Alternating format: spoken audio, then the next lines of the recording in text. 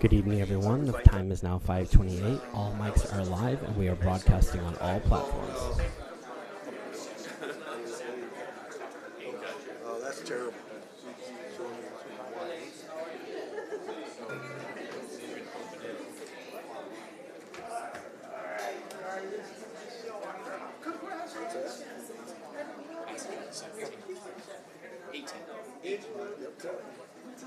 I get a great stat.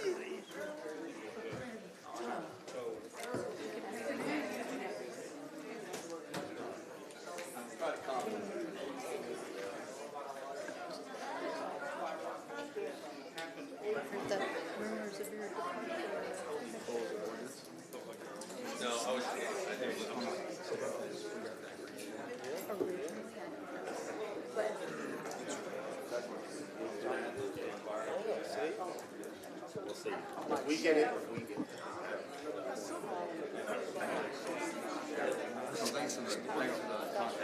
He was all for it. That's why he should be.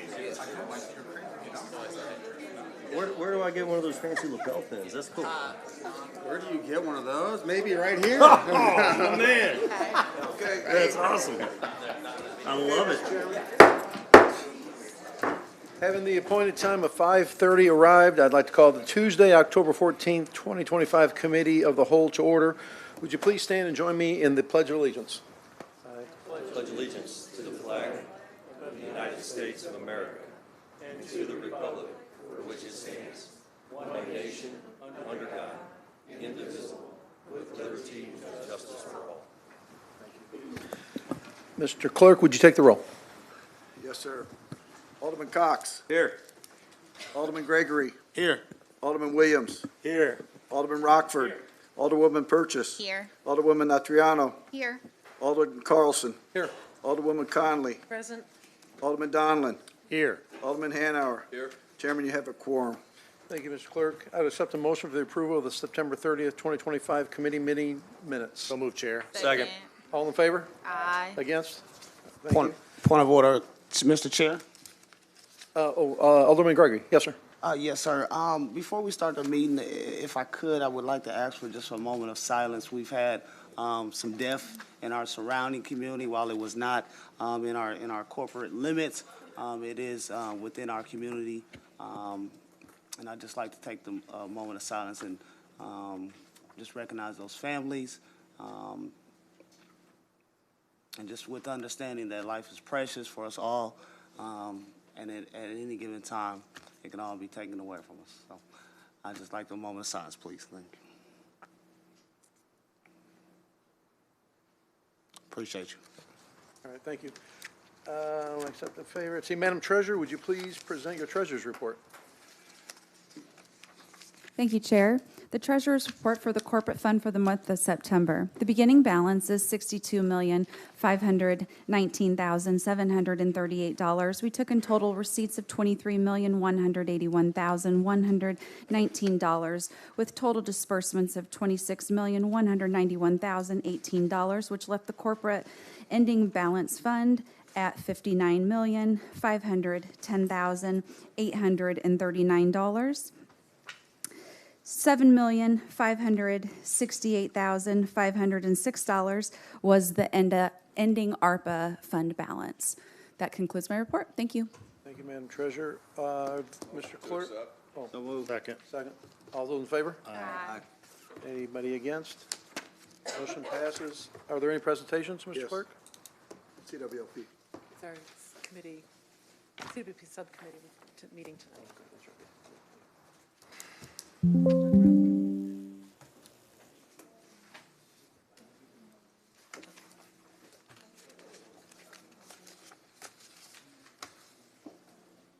Well, I'm just going to kick this off.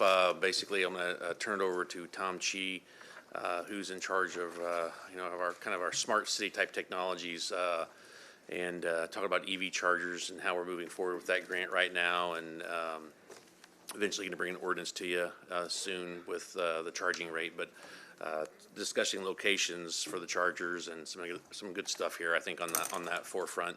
And then also Mike Gorsick, who's the assistant electric division manager, We'll kind of go over some of our energy services offices programs that we have, and kind of update you with some of that stuff, and then I'll briefly talk about IRP stuff at the end real quick too. Doug, Alderwoman Conley. Thank you. So Doug, I'd sent you quite a few questions. Are you going to be able to touch on most of? Yeah, I'll touch on some of those. Yeah, yeah. I just want to make sure that we're tracking the ones that maybe don't get answered in this meeting so we can follow up with them at a Sure, later sure, time. yeah. Okay, thank you. All right, thank you. Good evening. Like Doug said, my name is Tom Chi. I've had the opportunity to meet most of you, work with some of you as well. So I just want to, I gotta do the clicker too. Equipment doesn't work here. Is it? That would help. Okay, so Springfield's electric vehicle community charging program. This project leverages grant funding in the amount of $629,064 and local matching funds for a total project budget of $786,330. We started this project, preparing for this project back in 2023 by building a site selection framework, preliminary engineering, and also issuing an RFP in advance of any grant funding being available. So any and all federal funded projects have to be Build America, Buy America compliant, otherwise known as BABA. So we've made sure that we've selected pedestals and electric vehicle charging models that are BABA compliant. So there are three types of electric vehicle chargers. Level 1 and level 2 are AC chargers. Level 1 has an output of 1 to 2 kilowatts. Level 2 has an output of 6 to 19 kilowatts. And then DC fast chargers have outputs of 50 to 350 plus kW, but those require significantly higher investment. The chargers that we've selected for this project are 11.5 kilowatt level 2 chargers. They deliver an average of 25 to 35 miles of range per hour of charge. So we're in the stages of finalizing a proposed utility-owned EV charging station rate that we will be presenting to council here shortly for consideration and codification into City Code Chapter 50. The rate was derived from CWLP's General Service Rate 40 and includes factoring in blended seasonal energy costs, average fuel adjustments costs, payment processing fees, and realistic assumptions for utilization, maintenance, replacement, and project lifespan. The cost also recovers reasonable operating and maintenance costs to sustain this network. And we wanted to ensure that the rate was designed to be competitive with other level 2 charging stations here in Springfield. So this project, we've got 40 charging ports located across 9 sites. We focus on 3 criteria for site selection.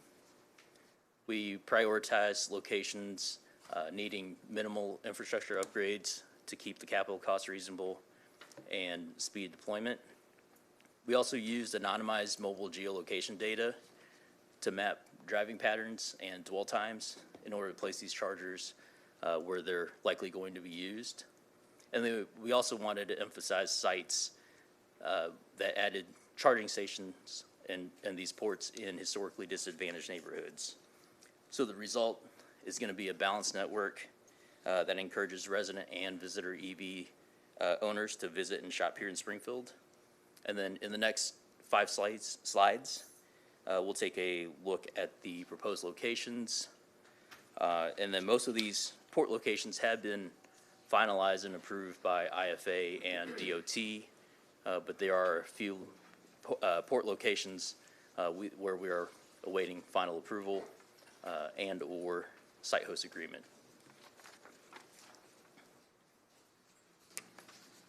So it's hard to see, but the light green dots on the map are where these ports are going to be located. So this is our downtown EV charging map. We've got 24 ports spread across 5 sites. Next slide is the University of Illinois in Springfield. We've got 4 ports.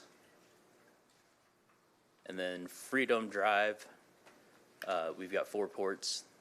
It's hard to tell, but this is in front of the shopping center by Crumble Cookies.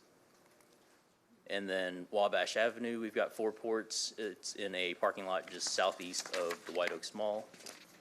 And then finally, we've got 4 ports at Chatham Square Center. And with that, I will pass it over to Mike. I think, sir, do we have a couple of questions? Alderwoman Purchase?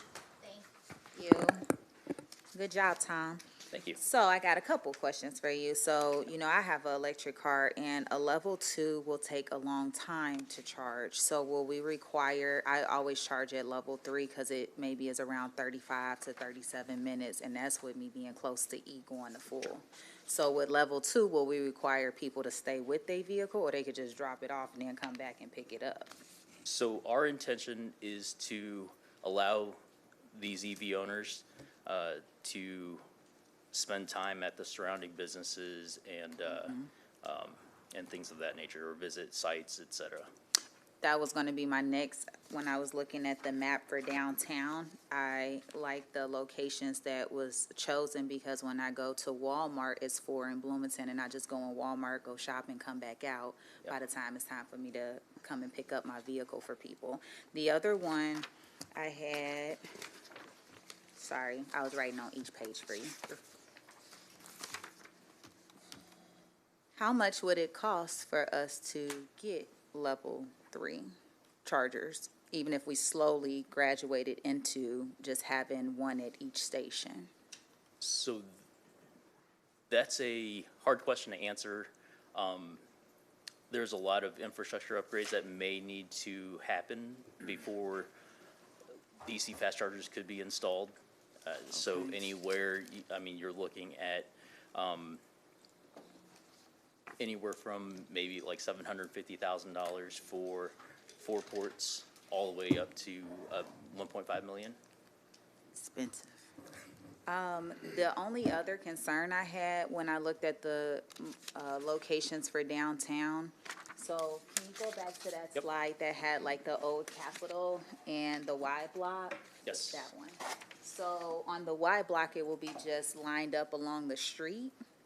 Yeah, so a lot of the downtown locations are existing parking spots that we're going to convert to EV charging. The only reason I ask is because when I go now to park, you have it where it can be one side going in and then the other side, so they're like compact. Yep. But on here, it's gonna look a little bit different because it's just on the street. Did we consider like 4th and Washington where we had a parking lot that that we just redid and the city owned? Yeah, so we took a lot of things into consideration, and I appreciate what you said about different sides, because one of the things that we considered was when vehicles are driving, these charging port locations on vehicles can be on the front, the back, the front side, front right, front left. Yeah. It could be everywhere.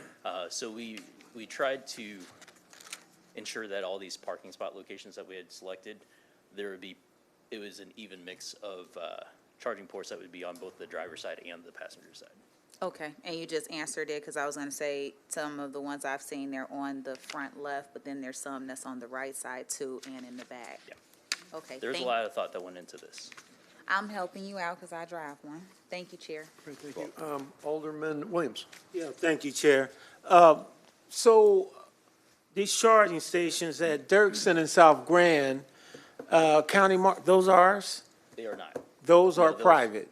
That's correct. Okay, do you know what level they are? Yes, those are DC fast chargers. Okay, they are the fast chargers. So,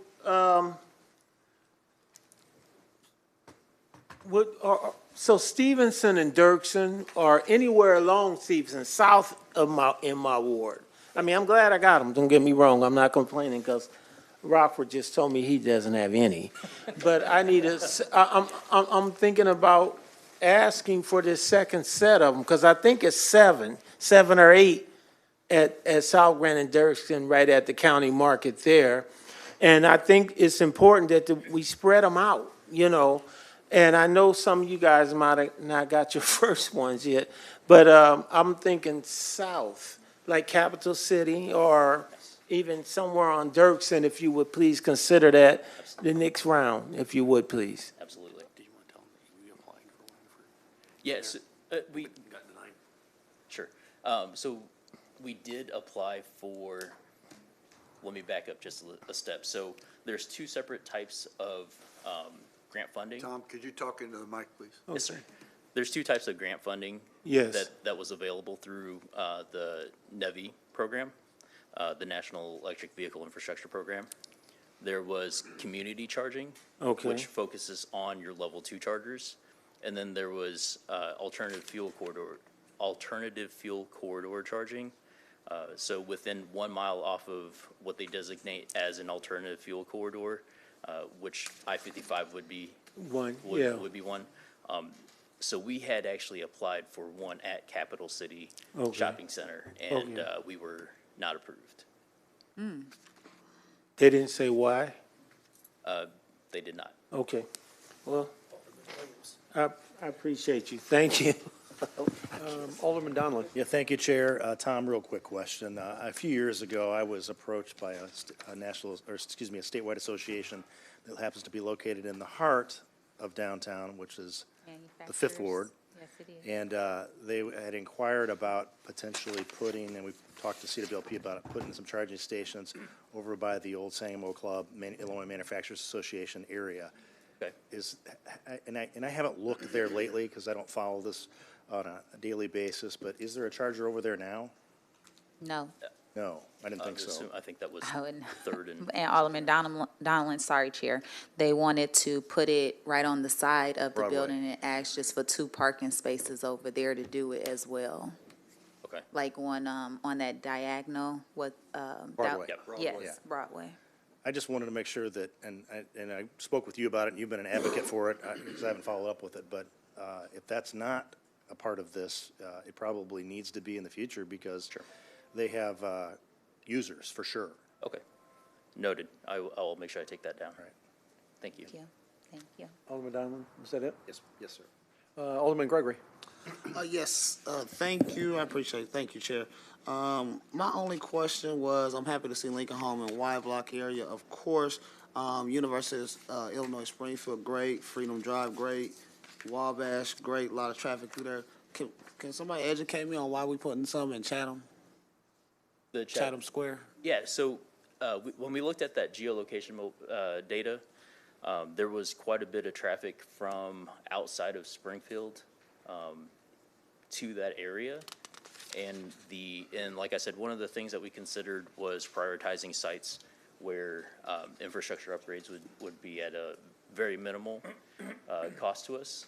And that was one of the locations that was available. I understand your logic with it, I don't know. I have a problem with, getting a grant that's to benefit the city of Springfield, and we putting them in other municipalities. Chatham Square. Right, Chatham Where's Square Center. Somebody educate. On Wabash. On Wabash. On Wabash, yeah. Oh, I see. You know what? I'm sorry. Thank you. Not Chatham, yes. Thank you, thank you. It's City of Springfield. I don't go out there that much. Thank you. Alderman Gregory. Alderman Gregory, you good? I'm good, thank you. Okay. Alderwoman Notoriano. Thank you, Chair. Yeah, thank you for this presentation. Very informative, very exciting developments. I am a little disappointed that there aren't any Central City, MacArthur Boulevard charging stations. And I have to ask, the 4 ports at University of Illinois Springfield, nothing against them, but is there going to be some cost sharing or? So they are providing us easement and right-of-way for that location. Okay. Yep. Seems very generous of us, I'll say. Now, all of the revenue still comes to the city of Springfield. There's no revenue sharing. Okay, okay. Well, that's good to know. And then the municipal complex ports, are those going to be focused on employee parking or visitor parking? Visitor parking, it'll be along the street, along Monroe Street. Okay, great. Yeah, it's impossible to tell on my little map. I'm sorry, yeah. No, not your fault, just the nature of PowerPoint, right? So were there any points along the MacArthur corridor that were considered, or is this maybe like something I can expect in a phase 2? If, in future plans, I will make sure that MacArthur Boulevard is included. Okay, okay. But there was no data to show that, From the geolocation data that we had access to, not as much as some of these other locations that were cited. okay, gotcha. Thank you so much. Thank you, You're Chair. Alderman Rockford. Yeah, so on this data, was there no traffic in the north end with electric vehicles or something? So on Too many potholes, Larry. Well, they're getting fixed. Have you been down 9th Street? It's getting there. Give it time. It's been 10 years, Brad. Thank you. I will tell you that along Sangamon Avenue, there were some sites that we had looked at, but from a capital cost, the infrastructure upgrade required on Sangamon would have been quite a bit higher than all of these other projects. So I guess my question is, so we kick the can down the road again. So you need infrastructure. We get electric vehicles, but if we need things done out there, why not put the money towards the places that need the help outside of electric vehicles to upgrade it instead of say, well, you know, we're going to put chargers in, but they don't have the power to carry it out there, so we're just going to skip the north end of town. You know, you got Williamsville, you got Riverton, you've got Athens, you got all kinds of places that need, you know, electric charging. So I don't understand the logic behind the infrastructure's not there.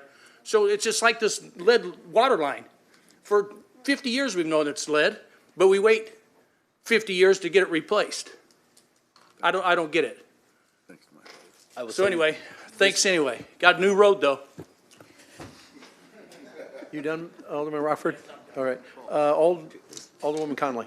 Just real briefly, because I want to follow up. I would also like to say, I'd like to see something along MacArthur, but probably, again, speaking of Alderman Rockford's infrastructure comments, not until after MacArthur is done. And I don't know when IDOT will finally get us to that point, but do you know if that is part of the MacArthur project that IDOT's looking at, is including charging stations? That I do not know. No, I don't remember, so I was just hoping. I mean, actually. Tom has so many other answers. Alderwoman Notoriano just kind of introduced me to the MacArthur project here just this earlier this week, so, but yeah, I have not heard of that. But to the point of this program too, you gotta remember, this is kind of more of a pilot project for us. This is our first entry into this, so we can't cover the entire city. We gotta go with what we can get up and running as fast as we can. That's what really got us the grant. I think this is one of the larger grants that they've actually handed out, from what I heard, so, which is pretty good, impressive part on Tom's work here. And I think that, you know, hopefully we'll have more grants in the future. And if it's real successful, maybe we can be able to do it on our own too as well. So we'll see. Well, and thank you, Doug, because that was actually my next question. I also, in my day job, am doing some federal purchasing. Do you know what the difference in cost is if we don't use federal funds to buy a charging station? Like to Alderwoman Purchase was talking about the DC chargers, the level 3s. Yeah, so typically what we've seen when we have to be BABA compliant, we're seeing can be up to 20% surcharge. Okay. So it's potential, we'll get this pilot project out, see how it rolls out and what kind of what level of engagement we have, and then look to maybe using some city funds that could have maybe a 20% cost savings. Thank you very much, Tom. This is really good, really exciting to see this coming forward. Thank you. I appreciate all the thought that went into it. Just real quickly, because I don't have an electrical vehicle, what is a sort of a standard rate that you're seeing for comparable markets to Springfield? As far as charging rate, Yes, sorry, yeah. so I will say locally in Springfield, we're seeing between 30 and 35 cents per kilowatt hour. Okay. So that's kind of the range we're looking at to be competitive, you think? I'm not asking you to commit to a number, just we're going to be competitive with local Absolutely. rates. Yes. Okay, thank you very much. Appreciate it. Round two, Alderwoman Purchase. I know, sorry about that. Last question, Tom, since I was listening to a lot of my colleagues ask you these questions. Can you educate us on how you look for the sites, and then what will progress look like? Will you come back and tell us, not during budget time, but a little bit before budget, of how it's doing? Yeah, Like absolutely. at least twice a year, so if you are asking for another grant, but I'm listening to everyone say how we couldn't move around the entire city and some is not in everybody's ward. How did you choose these locations? Yeah, so there was a lot, like I said, that went into selecting these sites. And like I mentioned, the geolocation data using like your mobile phone device, mobile phone data, being able to see where people were coming from and where they were going, so you could tell where their home zip code was, where they were going afterwards, whether they were going to a retail establishment, whether they were going home, whether they were going wherever. So that was the primary driving force, was making sure that we were going to be putting sites where these would be used and not just sitting around. The second part of your question, I think, the reporting afterwards, absolutely, we can, whatever the council wants us to do, we can definitely provide. This is grant funded, so there's a lot of reporting that goes into it. So We it'll submit be- quarterly reports, so absolutely, we can. If you can send us that, I'll just end with saying that it's definitely needed here in Springfield. When I first got my car, I had to go out to Cadillac to charge fast and then wind up purchasing for my own garage. Everywhere else we have, Chuck was just saying, Shields has chargers, it's only for Tesla.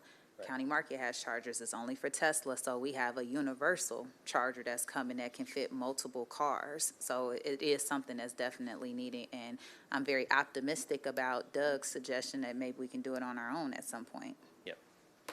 Thank you. You're welcome, thank you. Alderman Hanauer. Thank you. So I guess the other big thing that we need to start looking at is our infrastructure upgrade overall, because if we had a block of people, what you're saying is if we had, let's say, 10 houses on a block that had home chargers, would the infrastructure be able to support it? If they're all charging at the same time? I mean, It depends what levels they are. Right. Level one's not really an issue. Level two's not really. most of them would be too level much, but two, level I would three, I don't think that people are gonna be able to afford level three Right. for the most part. But, no, that's crazy. now that could change in the future. Technology could change, but it's definitely still a concern, though. I think when you're looking at how many people could be adding chargers, maybe the quantity of chargers to, Right.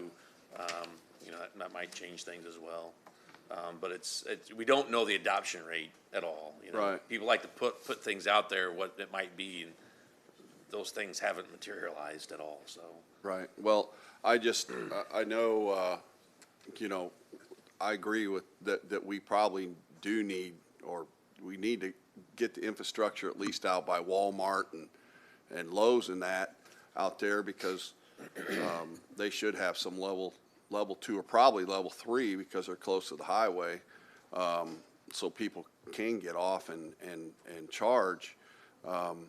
I do like the way this program is structured, to where people, because 25 miles or whatever in 30 minutes, that's not very much, but so it gives them an hour or two, probably a couple hours to do the shopping or whatever. So that's a good mix.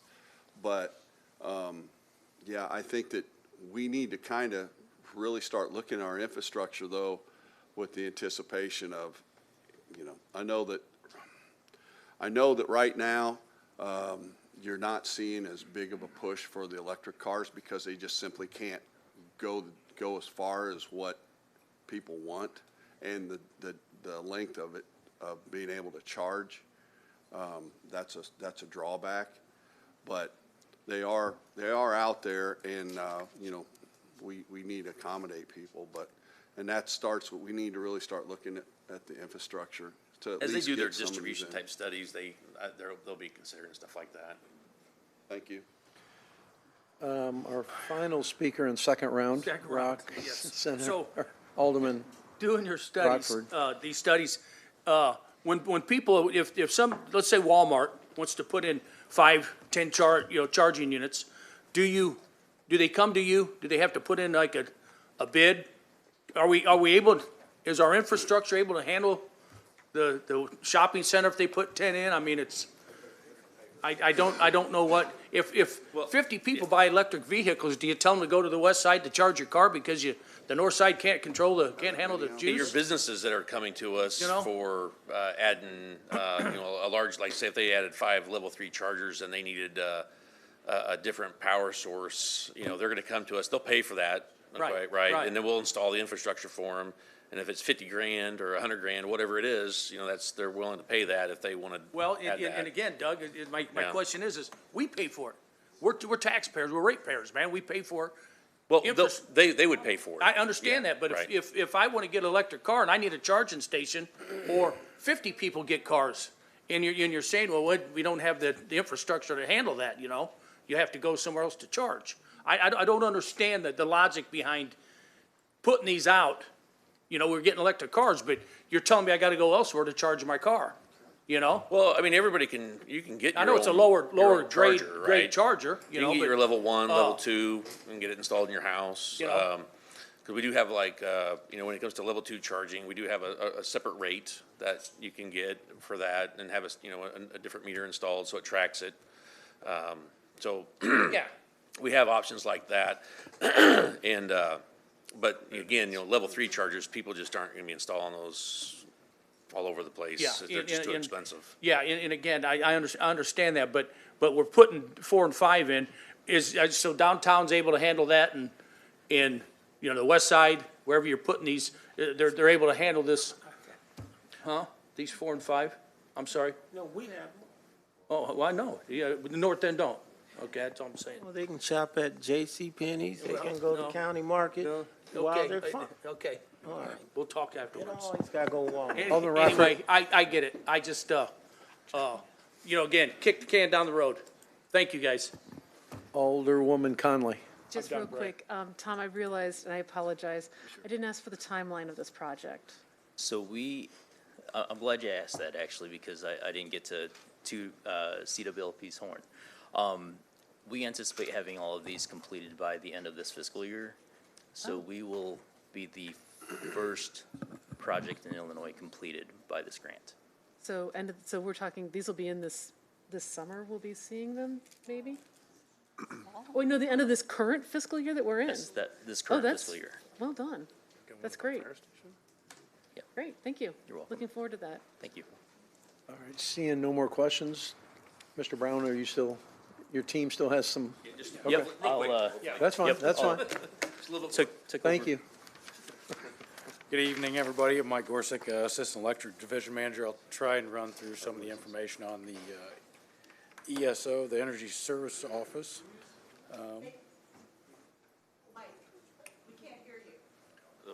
Oh, just, yeah, just get closer to the mic, sir. Thank you. There we go. There you go.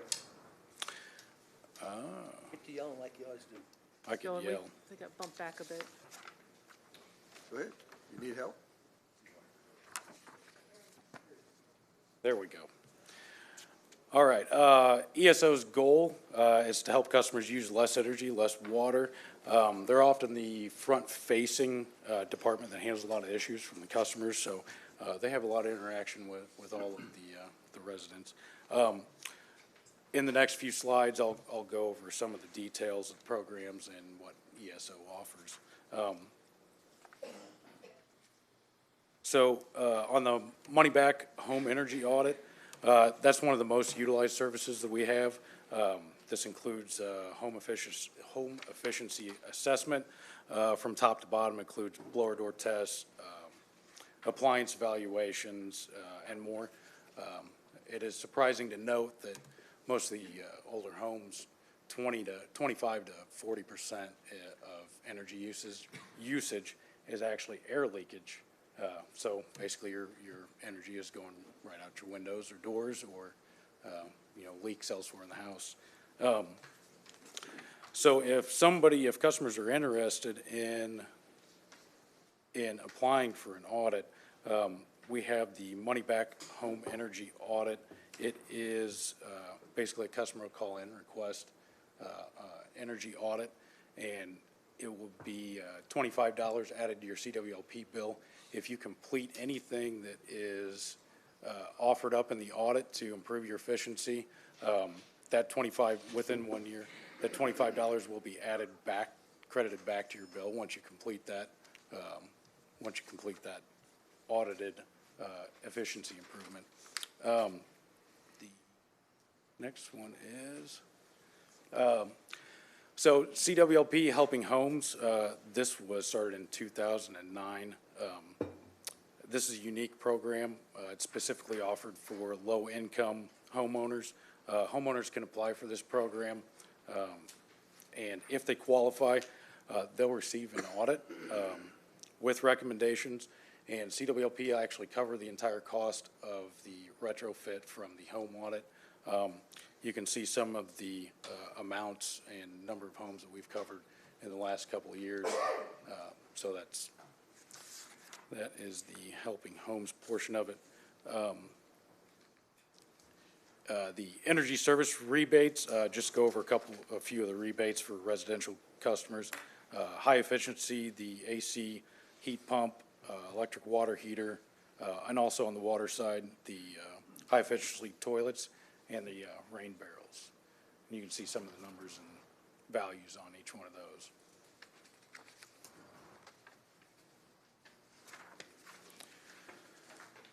For the commercial customers, the Energy Services Rebates Assistance offers the, and get this right, City Lights Commercial Lighting Rebate. So this program focuses on commercial buildings, inefficient lighting such as fluorescents, replacing those with LEDs, to lower costs for them and also reduce energy use for the utility. Next, so on the Commercial Technical Assistance Program, which ties into this, there'll actually be an ESO auditor that will do a walkthrough on the commercial buildings. That auditor will pull past data from those businesses, both electric and water, and give a report. Those reports will help the businesses drive to, which would best improve their efficiencies or the biggest bang for their buck, on their expenditures. Next is the My Solar program. My Solar, it was actually commissioned in 2018. Currently, we got 155 of the 263 blocks subscribed. So we have more blocks available.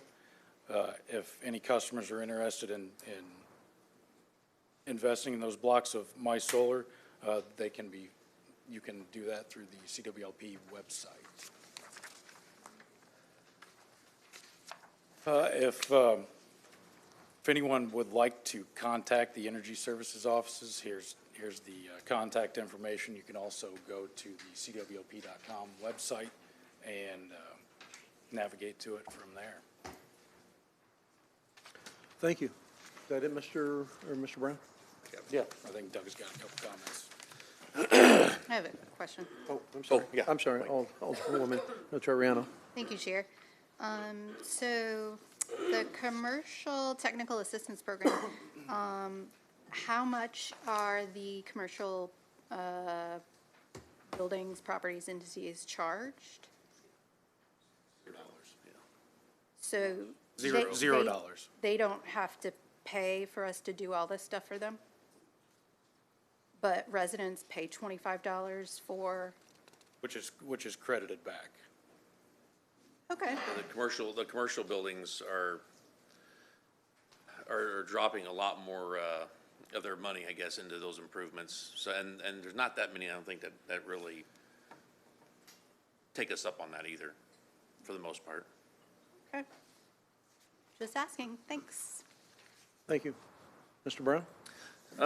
So the integrated resource plan stuff that, just as an update, the legislative session is in veto session this week, and then I think again in 2 more weeks. So there is some stuff that's been proposed, and I think it might pass. Don't know. We should know by the end of the month really what's going to happen there. So then after that happens, then we're going to start to focus our, look at doing an RFP, for the IRP. So a request for proposals for that and designing that. And then, so I'm thinking that maybe the next utility committee meeting, we might be able to talk that a little bit more, and, a little bit more insight into that.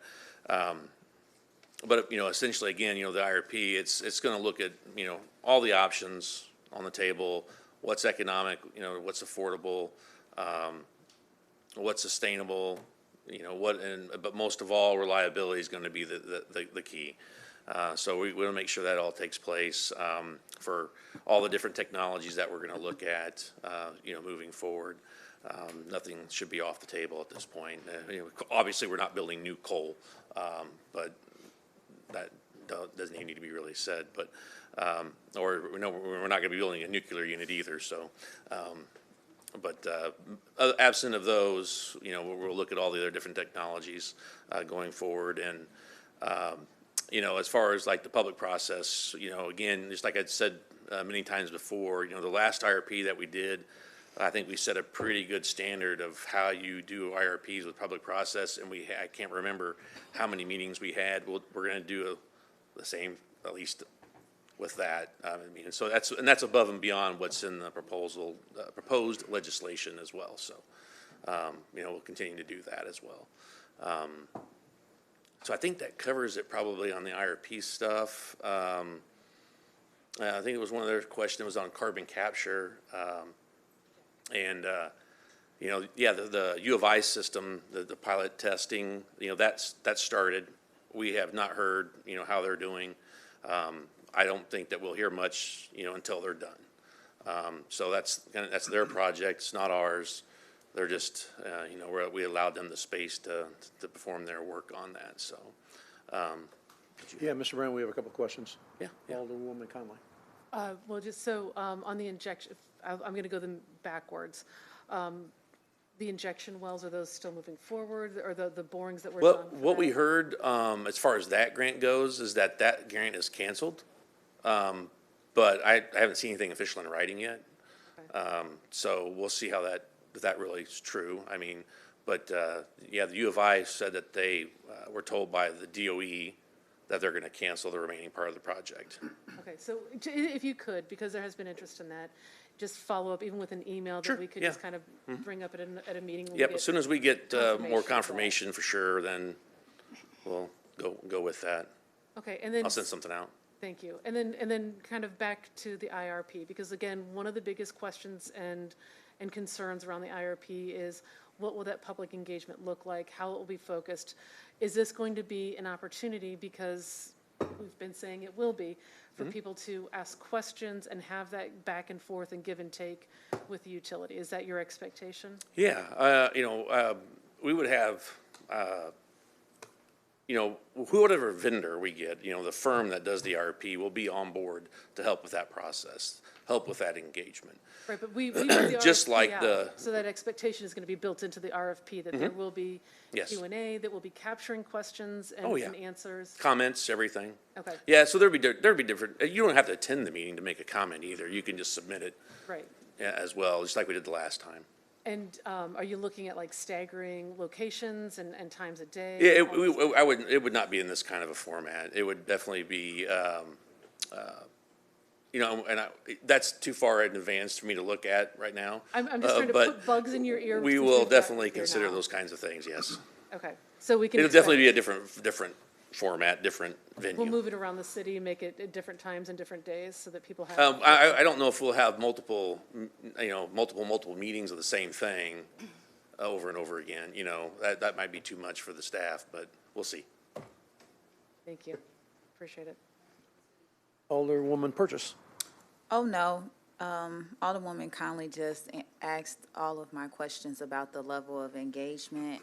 But I think too, with me and her being a part of your committee, that we constantly get, when will they do a community meeting? And you're giving updates up here, and I'm hearing you say that it's not enough information to kind of pull it together. But it sounds like, do you think all of that will come at one time? So you have multiple things to talk about? Because what Alderwoman Conley just stated is just one area, but people have other questions too. Like sometimes this is a lot to process when you bring up everything that you're doing. Well, we have something that just has a community like forum. Yeah, the IRP process will be, you know, and a lot of those questions are IRP related, so that's when we're going to discuss it. You know, that's where we'll take the time to meet with the community and hear from all the customers. You know, so we want to hear from everybody.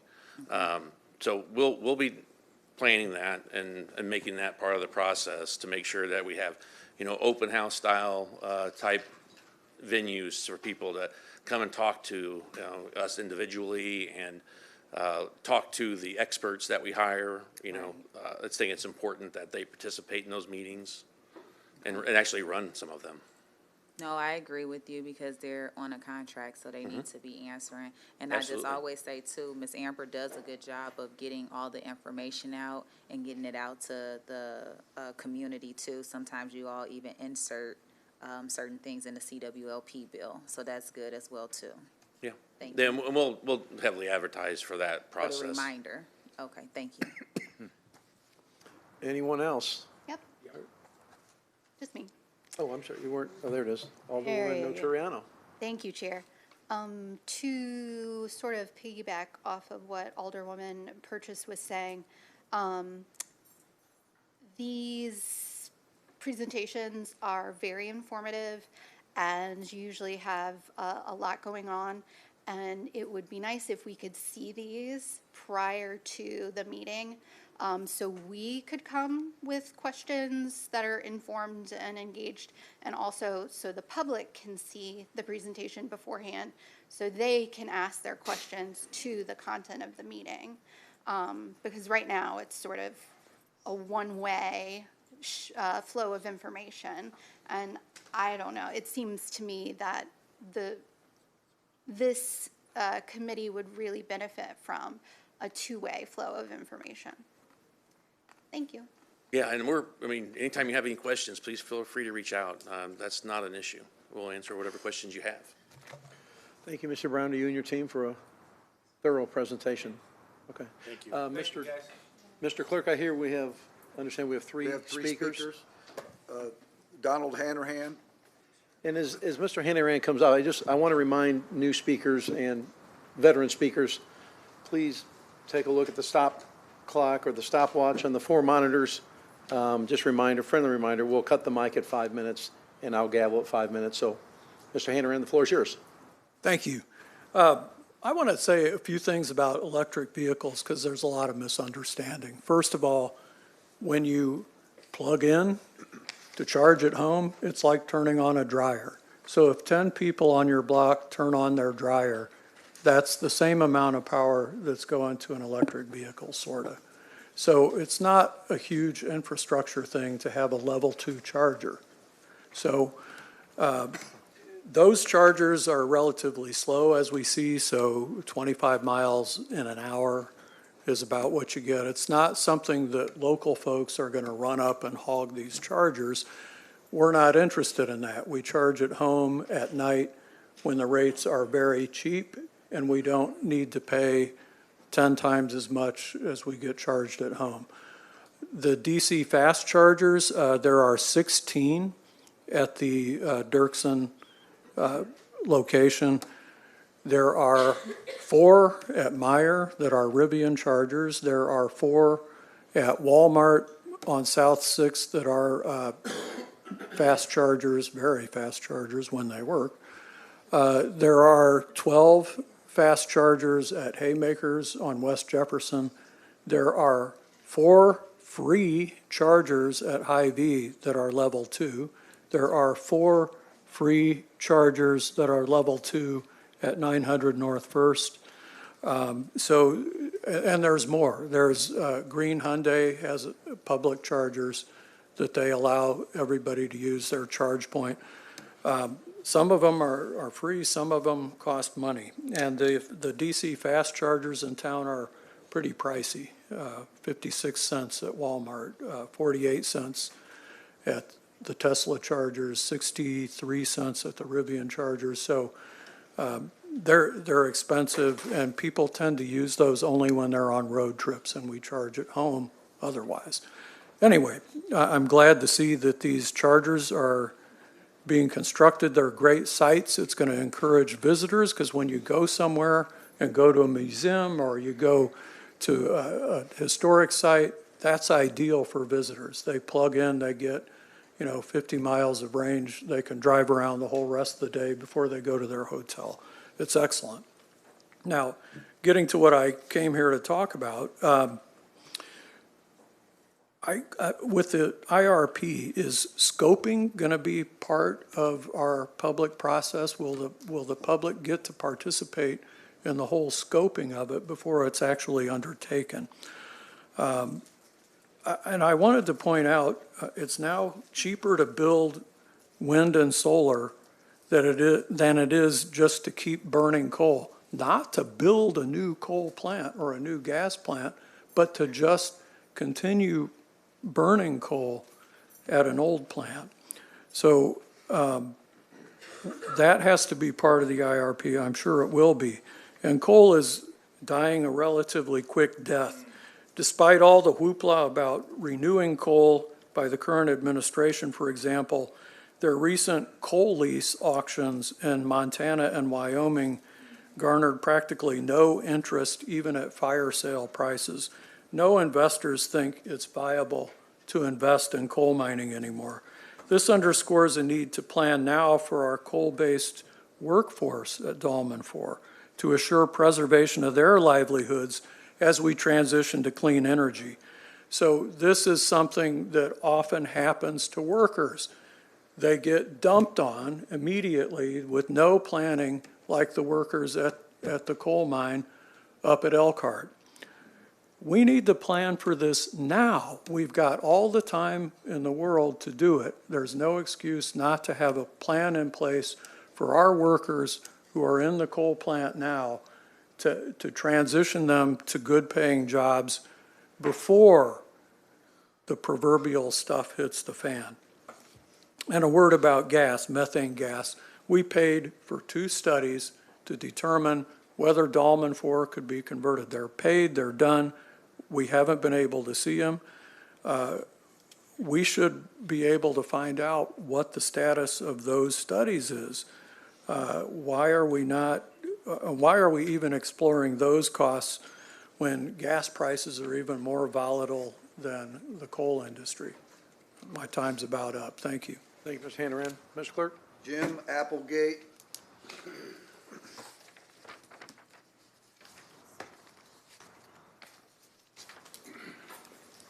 Good evening. I'm Jim Applegate. I'm a citizen of Springfield and a CWLP ratepayer for more than a decade. When I came to serve as first to serve as the executive director of the IBHE. I now serve on the state coordinating committee for Third Act, Illinois. Third Act is an organization of nearly 70,000 elders, 60 and older, who are working to improve our climate and our planet. And I represent Third Act on the Springfield, the Coalition for Springfield's Utility Future, which I'm sure you're somewhat familiar with. The advantage of a municipally owned power company is that the people own it and their elected representatives own it. And so I was really heartened to hear all the concern as we move forward with the IRP to ensure that the people's voice is heard when we develop the plan for Springfield going forward. I hope that those will be interactive. My PhD from the University of Illinois in Communication tells me that interactive meetings are much better at finding common ground and solutions than presentational meetings. So I hope they will be as promised there. I do know there's a grant money available, $200,000. The window for the first set of 200K is closed, but they're going to reopen it, and I hope that by the time that reopens, we'll be ready to apply and get the 200K to help us do this plan correctly with an independent, experienced vendor. We're not on the cutting edge of this by any means. Communities all over the country are doing IRPs. So there are a lot of consultants working with those cities who have a lot of experience and are independent and expert. So I hope we'll have input into how we choose, and as Don said, scope this project so that we come to the best possible conclusions. I'd reiterate something Don said about the gas study. I have two questions about that. They're basically Don's questions, the previous speakers as well. Where's the results? We paid for a study. What did it tell us? And the second question is, why are we investigating this anyway? Natural gas is not clean energy. In its exploration, delivery, and use, it produces methane. And methane is one of the worst environmental pollutants we have. It is far worse than CO2 in terms of damaging the environment. So I think hopefully as we look forward, we're looking forward to developing with input from the people here a clean energy plan that takes us toward clean energy. A recent article in the New York Post and the Washington Post just yesterday showed that globally we are almost to the point where clean energy, hydro and solar and wind, will produce more electricity globally than coal. And so I think that's where it's headed. And we need to be on the cutting edge of that, not only because it will keep our energy bills lower, but also because it will produce a healthier Springfield. And I am encouraged by what was said tonight by the council members. Thank you for holding this meeting. I know there will be more of them and an increased opportunity for people to have a voice as we develop a really healthy, clean, solid, reliable plan for Springfield's energy future that doesn't involve coal ash or waste ponds or methane gas. Thank you. Thank you, Mr. Applegate. Mr. Clerk? Ann Logue.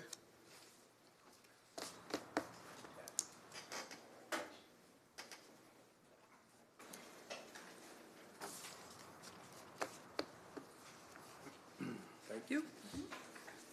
The first word is electricity. Just wanted to mention that we still need to have an audit program for renters.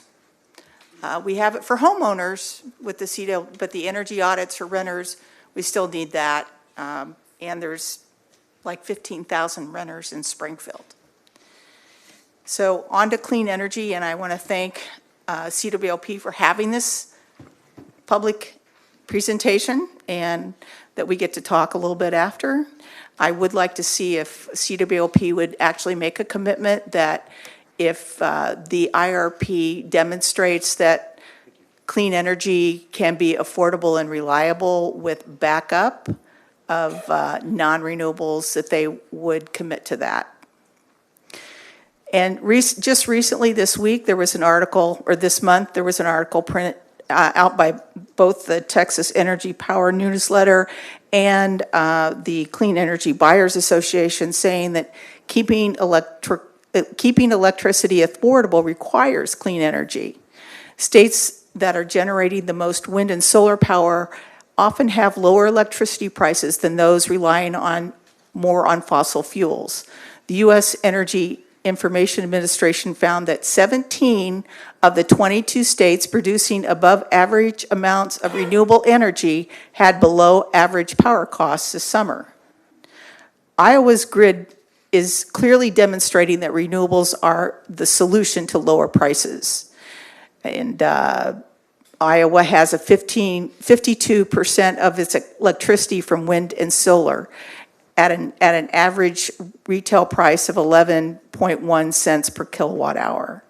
It shows how renewables can power affordability with a backup. South Dakota has 52% of its electricity from wind and solar.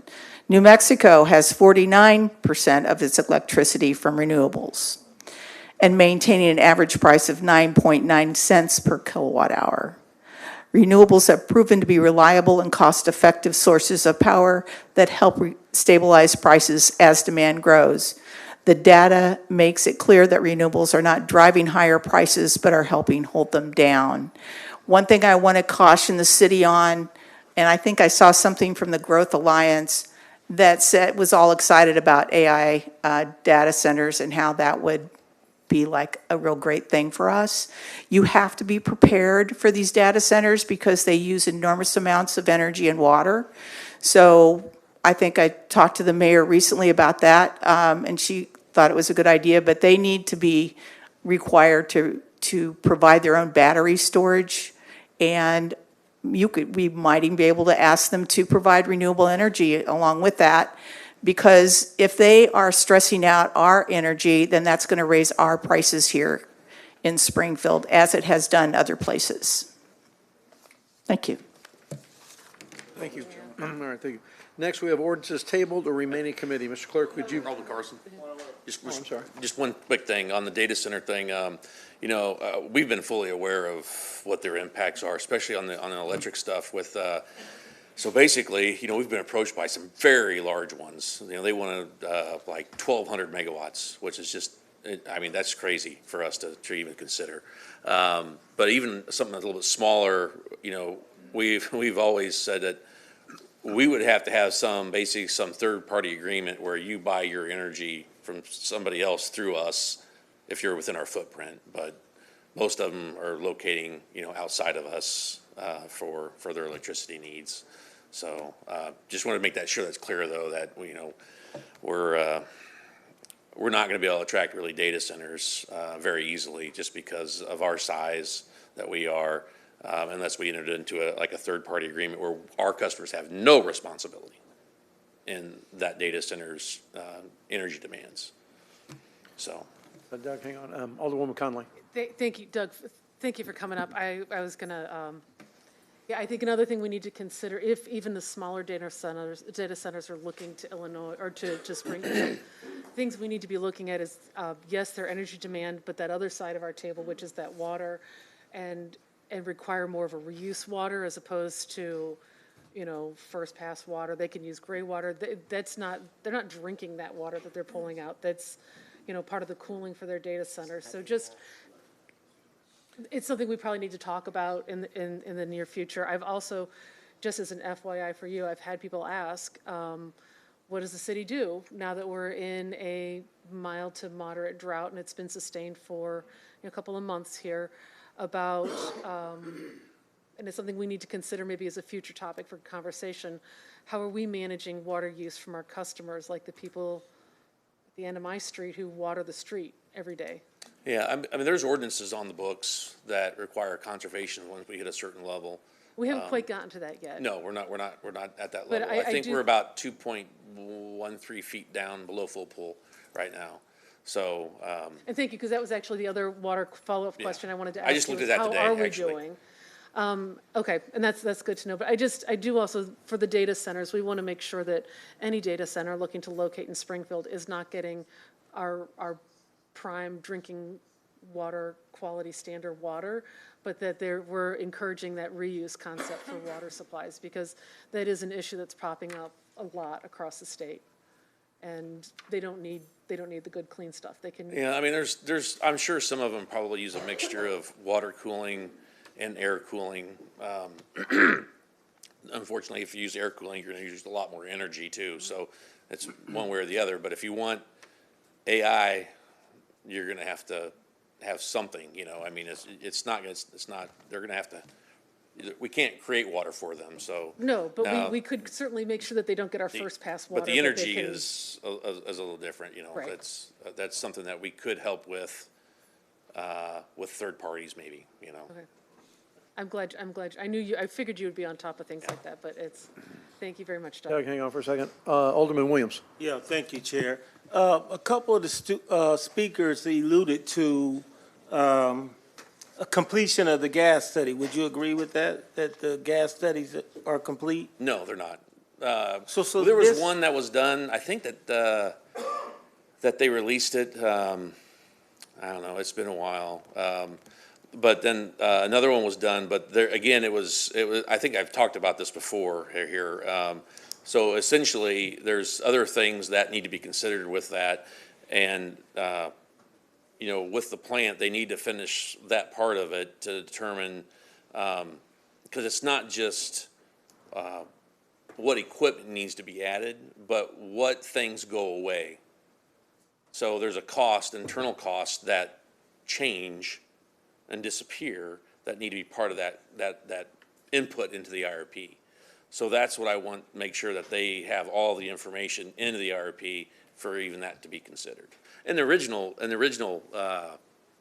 plan for even looking at natural gas, I don't know if you recall, was basically when we were in this kind of dispute with the coal mine, the Viper mine, with Nighthawk Coal, that we needed an alternative solution to try to show them that we're not gonna pay your high cost of coal that they're trying to force upon us.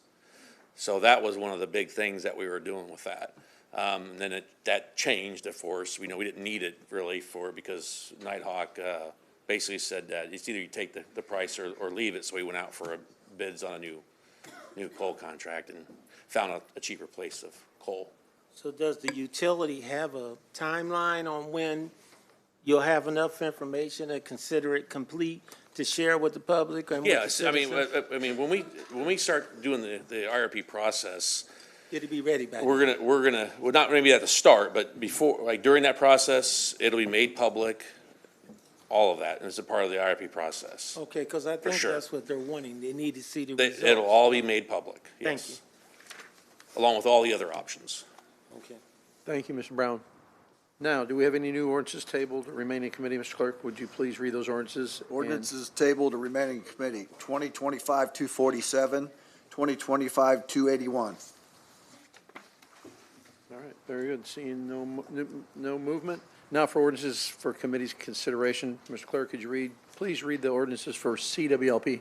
Ordinances for committee consideration, CWLP, 2025-389, an ordinance authorizing renewal of Cisco SmartNet support maintenance for the core infrastructure equipment from Presidio Networked Solutions LLC from state contract in the amount not to exceed $59,250.80 for the Office of Public Utilities. Move to consent. Second. Any discussion? Motion for, do we have a second? Yeah, many of them. Those in favor say aye. Aye. Against? 2025-390 is an ordinance approving professional services agreement with BHMG Engineers, Inc. in the amount not to exceed $455,500 for engineering services in related to the Sangamo Solar Farm MISO project J1610 and authorizing a supplemental appropriation of the MISO J1610 deposits for the Office of Public Utilities. Move to consent. Second. Any no discussion? Those in favor say aye. Aye. No? Thank you. 2025-391, an ordinance approving professional services agreement with BHMG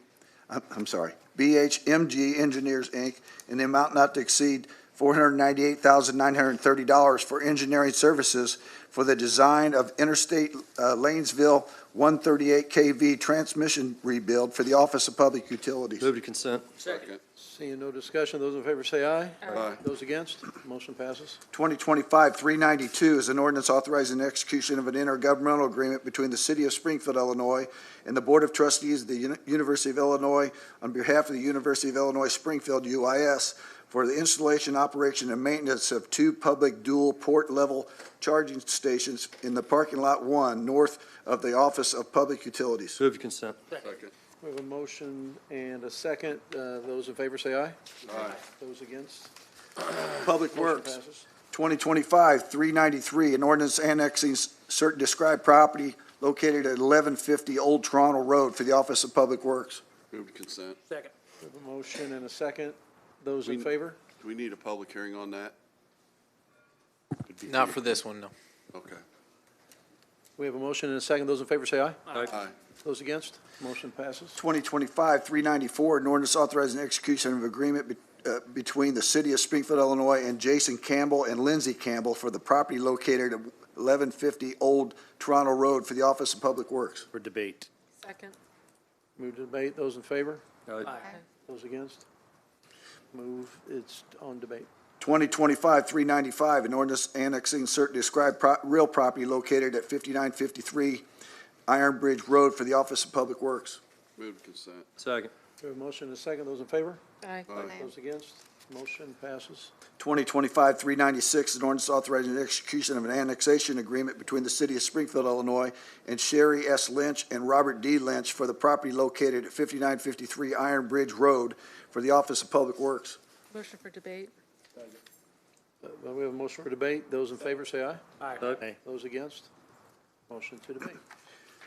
2025-397, an ordinance authorizing supplemental number 2 for the preliminary and design phase engineering services, PE1 and PE2, for the Martin Luther King Drive Safety Improvements Project, MFT sections number 22-00495-00SP, with Quig Engineering for the additional amount not to exceed $67,290 for the Office of Public Works. Motion for consent. Second. Seeing no discussion, and we have a motion and a second. Those in favor say aye. Aye. Those against? Motion passes. 2025-398 is an ordinance accepting low bid and authorizing the execution of a contract number PW26-23 with Paul Tree Farms LLC to furnish 200 tree plantings in the amount of $79,000 for the Office of Public Works. Move to consent. Second. Seeing no discussion, we have a motion We and a got second. discussion. And we do have discussion. James. Alderman Donlin. I just have a question. What ward would those trees be going in? Director? Director Fuchs?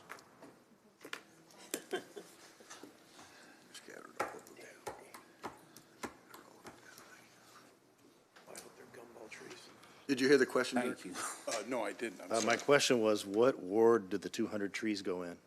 Primarily, that will be in the northeast quadrant of the city.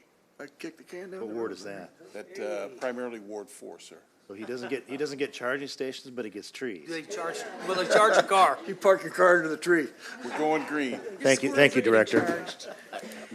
Are those gumball trees, by the way? So, anyway, we have a motion and a second. Those in favor say aye. Aye. Oh, I'm sorry. Thank you. Alderman Gregory, sorry about that. Gonna clarify, Director, we're not planting no apple trees and plum trees and all that. That's gonna clog up our system. Gumball trees, please. Gumball trees, Just no. talk, Dave. Regular Just talk. trees. All right, thank you. All right, anybody else? I think we have a motion and a second. All in favor say aye. Aye. Those against? Motion passes. 399, a resolution notifying the State of Illinois Department of Transportation that motor fuel tax funds in the amount of $67,290 may be used for the preliminary design and engineering services for the Martin Luther King Drive Safety Improvements Project, MFT, sections 22-00495-00SP for the Office of Public Works. Move for consent. Second. Seeing no discussion with national, I'm sorry. All those in favor say aye. Aye. Against say no. Motion passes. 2025-400 is supplemental resolution for the improvement by municipality under the Illinois Highway Code, MFT section number 02-0043100PV, Archer Elevator to Wabash and Old Jacksonville Road for the Office of Public Works. Move to consent. Second. Yeah, any discussion? Alderman Hanauer. Yeah, Dave, could you tell me what area of that road is going to be improved? Because to my understanding, the only part was the townships. Sir, this is actually a cleanup ordinance from a project that was conducted from 2016 to 2018. This is a notification that we use some additional motor fuel tax to pay for that. It was design money, but this is a cleanup ordinance. Okay, for the part that's already Yes, from, sir. really, it's from Isles to Wabash, technically. More or less, yeah. All right, thank you. Thank you, Director Fuchs. We have a motion and a second. Those in favor say aye. Aye. Those against, motion passes. General City Business, 2025-401, an ordinance to decrease the number of Class AA liquor licenses by one due to the closure of business by Astria Wine Bar and Market LLC, DBA Astor Wine Bar and Market located at 308 East Adams. Move to consent. Second. Seeing no discussion, we have a motion and a second. Those in favor say aye. Aye. Those against, motion passes. 2025-402, an ordinance to decrease the number of Class AA liquor licenses by one due to the closure of the business of Central Point, Inc., DBA The Gin Mill located at 235 South Fifth Street. Move to consent. Second. Seeing no discussion, we have a motion and a second. Those in favor say aye. Aye. Those against? Motion passes. 2025-403, an ordinance authorizing decrease of number of Class D liquor licenses by one due to the closure of JCJ Beverages 3, Inc., DBA Tocology at 101 located at 219 South Fifth Street. Move to consent. Second. Any discussion? Seeing none, we have a motion and a second. Those in favor say aye. Aye. Those against, motion passes. 2025-404, an ordinance to increase the number of Class D liquor licenses by one for Los Ranchos Taco Truck LLC, DBA Los Altos Cantina located at 3266 West Isles. Move to consent. Second. Seeing no discussion, we have a motion and a second. Those in favor say aye. Those against, motion passes. 2025-405 is an ordinance authorizing the increase in the number of Class L liquor licenses by one for Legacy Hospitality Group LLC, DBA Fairfield Inn, located at 3951 South MacArthur Boulevard. Motion for consent? Second. Seeing no discussion, we have a motion and a second. Those in favor say aye. Aye. Those against, motion passes. 2025-406, an ordinance authorizing payment to William Woosley in the current City of Springfield Police Officer for settlement of workers' compensation claim number 24-WC 034785 in the amount not to exceed $52,923.55. Move to consent. Second. Seeing no discussion, and we have a motion and a second. Those all in favor say aye. Aye. Those against, motion passes. 2025-407 is an ordinance authorizing payment to Seth Kovac, a current City of Springfield police officer for settlement of workers' compensation claim 24-WC-011075 in the amount not to exceed $74,178.44. Move to consent. Second. Seeing no discussion, we have a motion and a second. Those in favor say aye. Aye. Those against say, and motion passes. Mr. Chair? Mr. Alderman Donlin. Yes, I'd like to make a motion for an omnibus vote on item number 2025-408 through 414. So moved. Can we, can I ask you to actually put 408 on debate and make that omnibus vote 409? Second. 408, we'll need to amend Yes. the Okay, exhibit. my next motion is to make an omnibus vote to make 408 a debate and the others 408 through, 409 through 414 on the consent. Do we have a second? Yes. Those in favor say aye. Aye. Those against, motion passes. 2025-408, an ordinance authorizing acceptance of a proposal under RFP CS 19-29 and execution of an agreement with Maryland and Young for the purchase of city-owned property consisting of 5 parcels in the amount of $2,500 for the Office of Budget Management.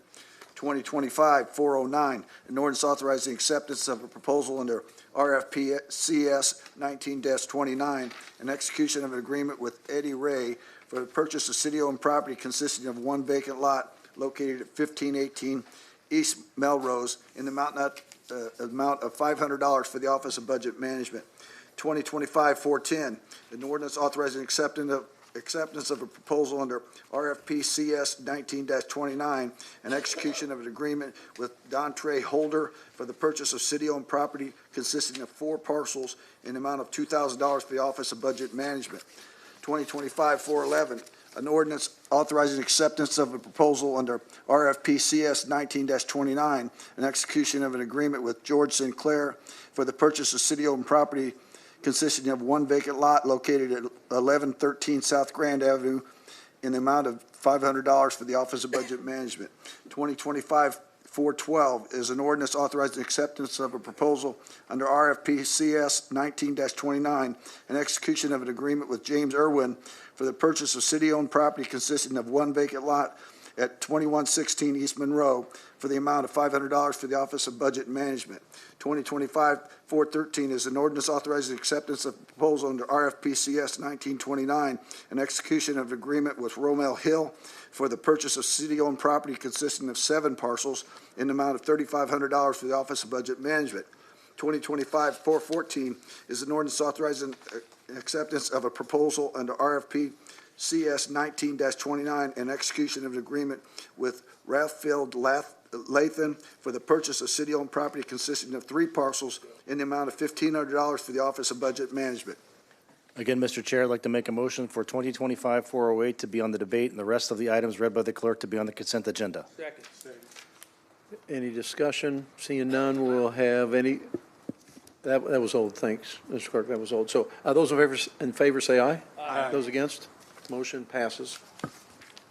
2025-415, a resolution estimating real property taxes to be levied to partial fund to the statutory contribution of the police and fire pension funds. Move consent. Second.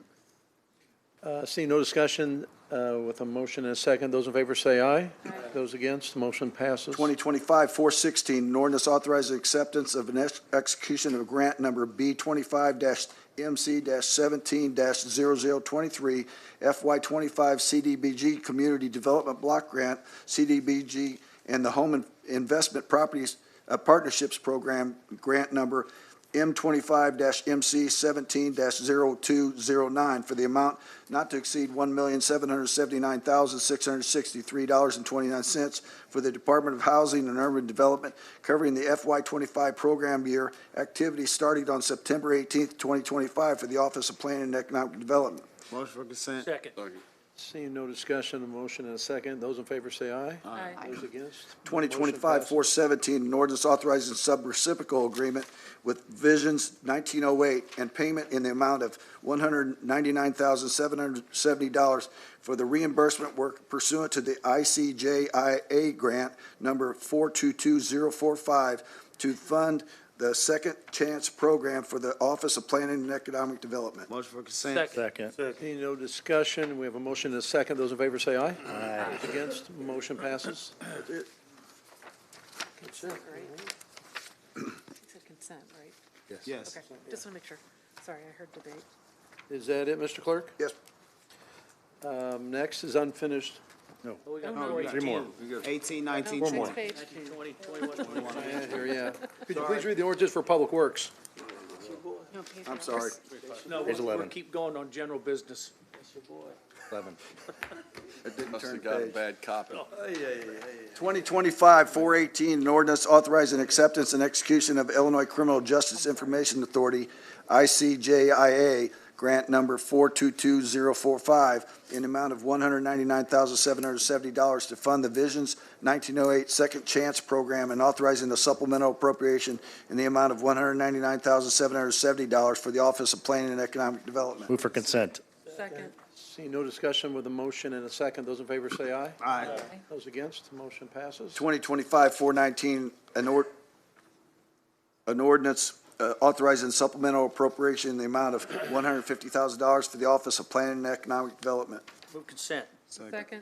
Seeing no discussion, we have a motion and a second, those in favor say aye. Aye. Those against? Motion passes. 2025-420 is an ordinance authorizing sub-recipient agreement with Envision Unlimited, NFP, and payment to the amount of $300,000 for the air conditioning and mini split replacements for the Hope Springs apartment located at 1135 North 9th Street using CDBG money, Community Development Block Grant funds pursuant to the agreement number 25-SR0102 for the Office of Planning and Economic Development. Motion to consent. Second.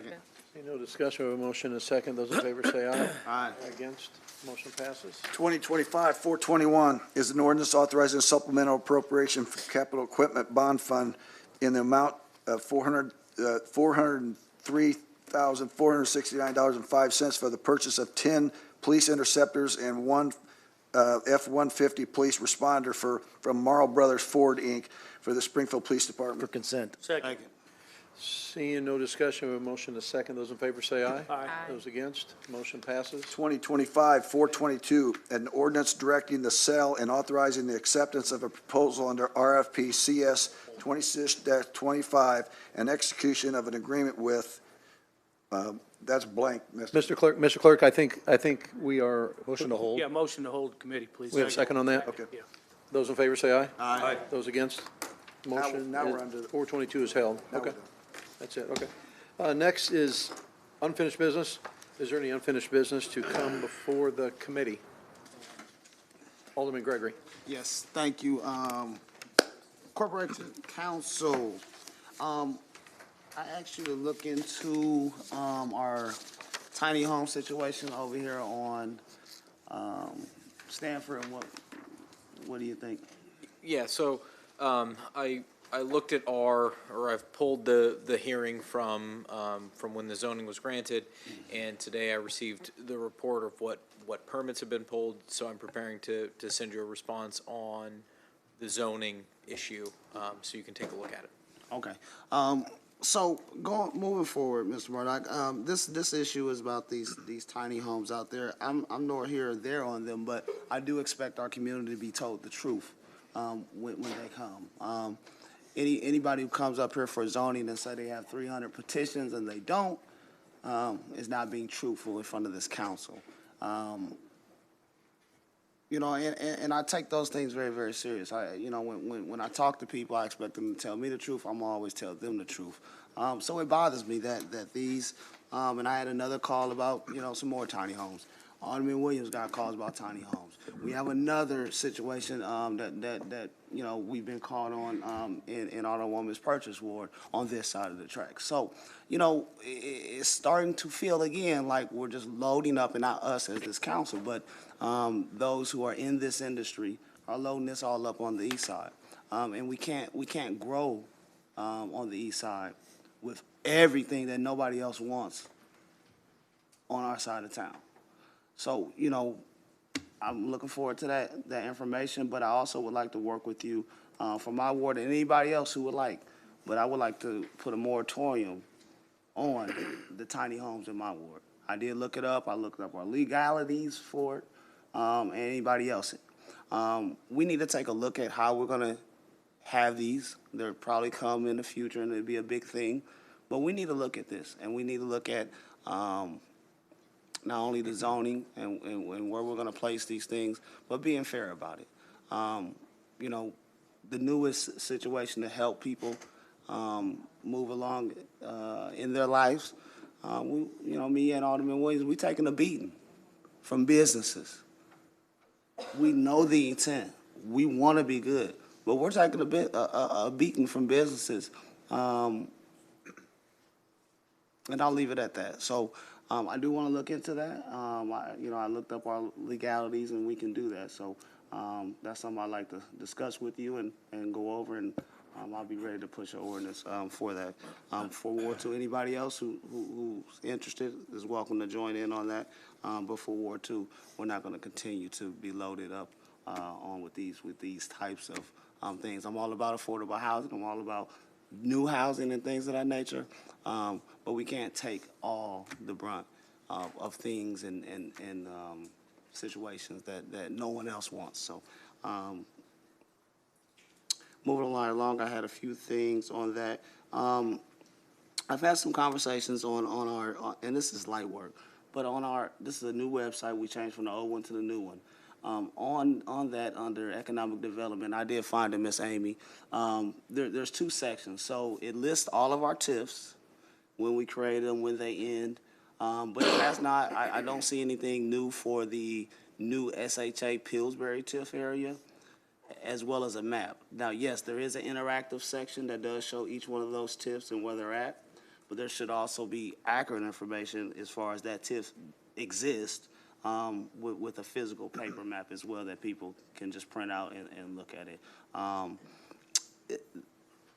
It's hard to pitch a program if I don't have the materials needed to go out into the community. And that's no blame on Miss Amy. I know she's been working at it, but whoever controls our website, we need to make sure all that information is accurate, especially in the services part that we're pushing out to our community members. So thank you. That is all I have for tonight.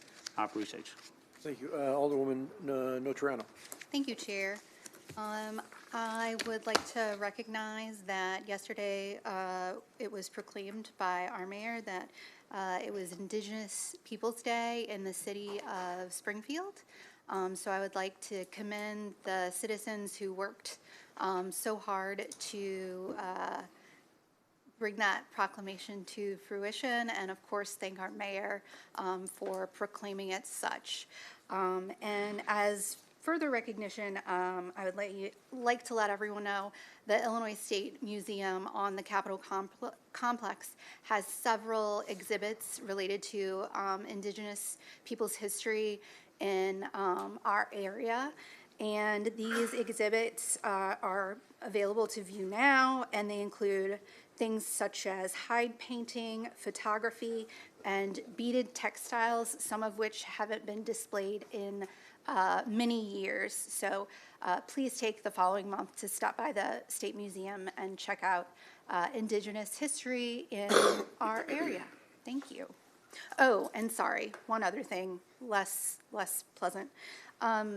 Director Fuchs, do you have an update for me on 1622 South MacArthur?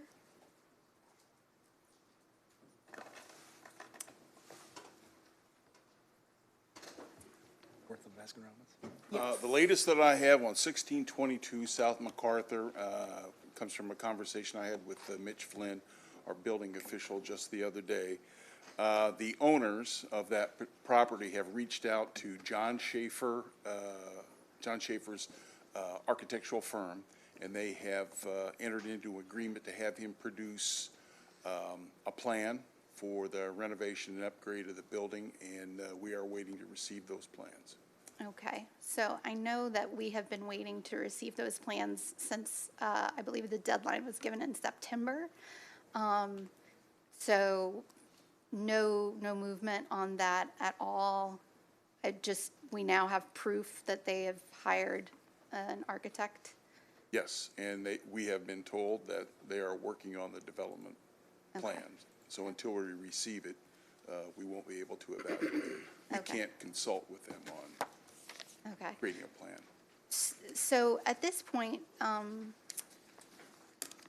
it's not been worked on since March, the building. Can we really consider this a construction site, or is this not a blighted, abandoned building? There has been work done to secure the building, first floor. Sure, but it's not currently in construction, and I know if my neighbor's house looked the way this house or this building across from Baskin-Robbins on MacArthur looked, they would not be allowed to have their house in that condition and not have any consequences from the city of Springfield. The building is secured according to our ordinances. You cannot access the building from the first floor. I do know that the second floor is open, but that is not a violation. Our communication with them is such that they intend to renovate the building. They have retained an architect and are proceeding forward. So until we receive the plan, we can't go any further. Okay, this may be a question for Corporation Counsel. So what does it take to get a property on the vacant and abandoned list? So from my office, they need to be written up as a vacant and abandoned property after an inspection, and then we file the complaint. We take it to administrative court, and we prove that it's a vacant and abandoned structure. I think with regard to this particular case, Public Works has been working with the owner, so we haven't received a complaint to file yet.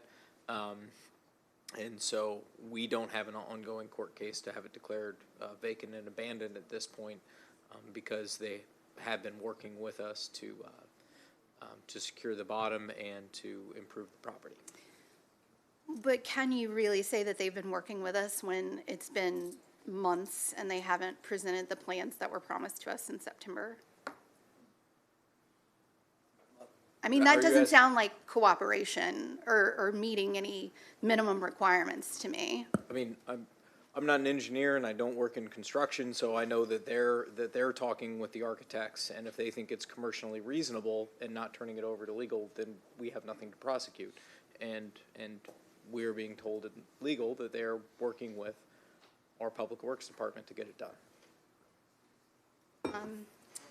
So if you would ask Mitch to respond to my email and let me know what evidence our department, Public Works Department has, that they are truly moving forward with this project.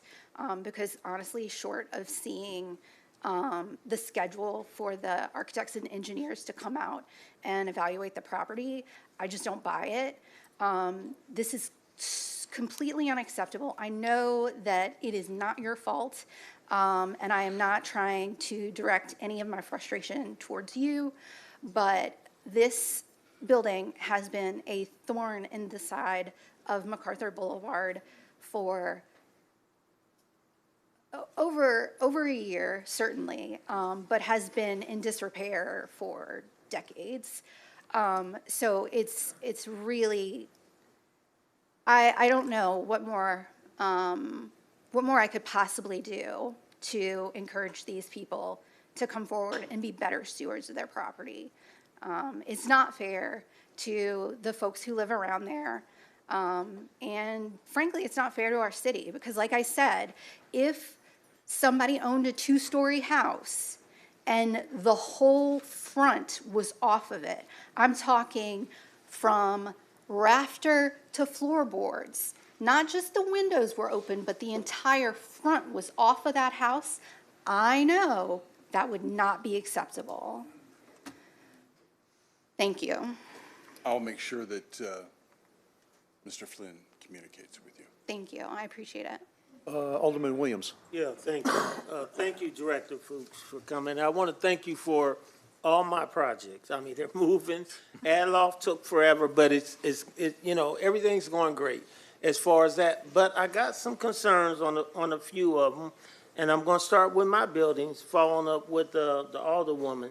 So at 2232 East Cook, sits at the light of 23rd and Cook, right next to 5th Street Renaissance. I've told you this, and I've told, oh, she's not here, the other lawyer, and I'll talk to you, Corporate Counsel, because this is, again, empty buildings that are eyesores. It used to be an ice cream shop or something, I can't even remember, or a candy shop maybe, but it's overgrown, it's bad.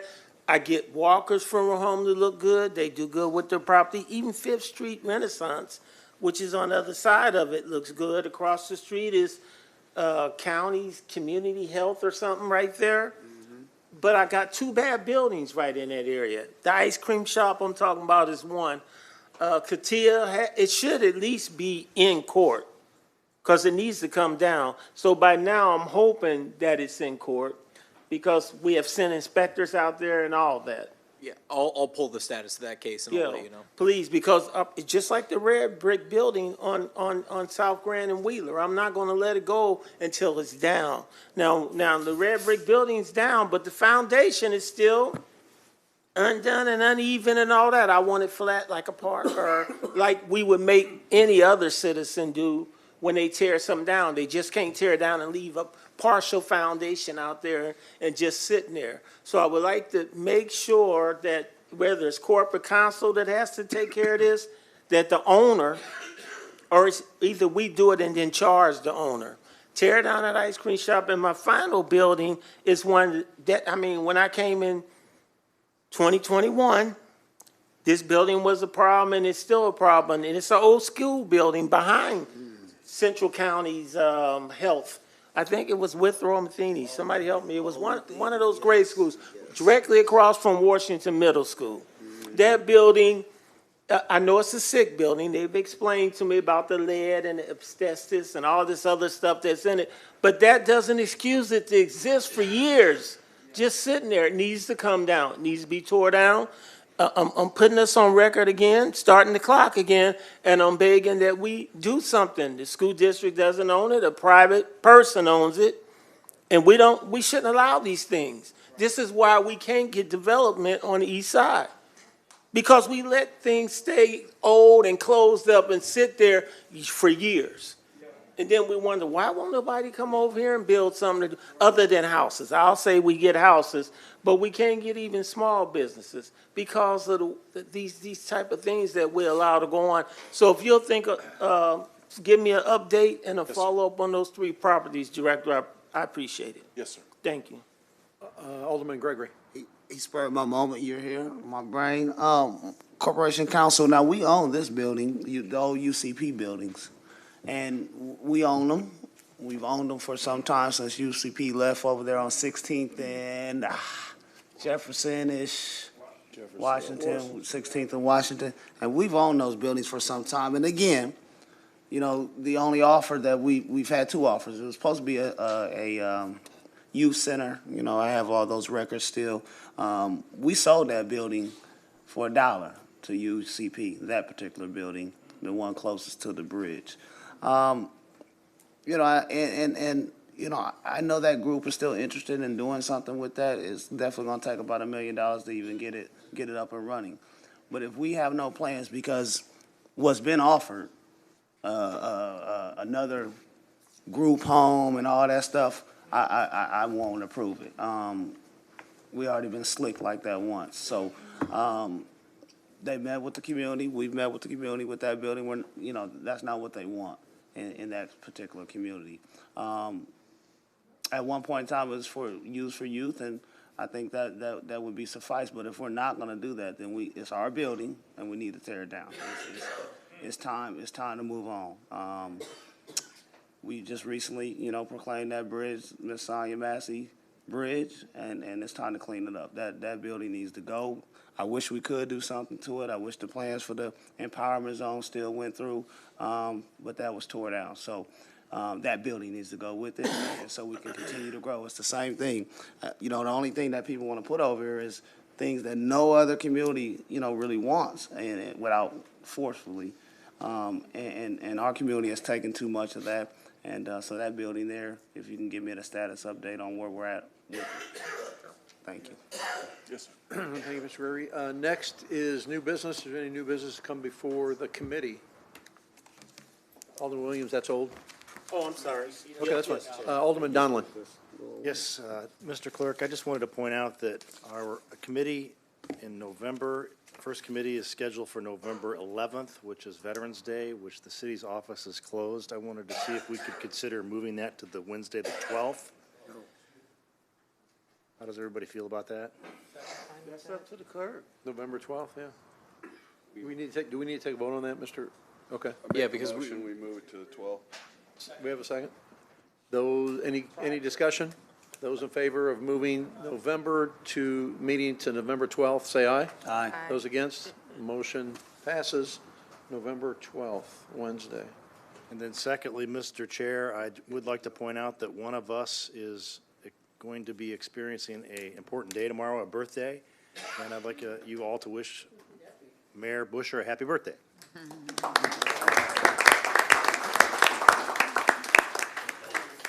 Mr. Donlin? That's it. That's it? Alderwoman Purchase. Thank you. You know, after the recent tragedy that happened in Chatham, it reminded me of every act of giving. And I had recently partnered with Impact of Life to give. Can you hear me? Sorry. She was saying she couldn't hear me. I was saying after the recent tragedy in Chatham, it reminded me of how every act of giving matters. So I had started donating blood to help ensure that we're ready to save lives if another tragedy was to happen. And I am partnering this Saturday with Impact of Life and Secretary of State. And we have a certain amount of slots open. And Chair, if you don't mind, we have someone from Impact of Life that's here that would like to give the details so that everyone would know what's going on. And I would encourage all of you to come and join in. You can either get your driver's license, renewal stickers, or you can be a part of the impact of donating blood. When that situation took place in Chatham, we had ran out of blood. We didn't have enough. blood to provide for the lost lives that we had if we could have saved them. So I asked myself, how could I be of influence to help get more people to donate? And this is a way of doing it this upcoming Saturday. And I would like to provide her with 1 to 2 minutes just to give you all details. Certainly. Teresa. Thank you, Chair. Teresa.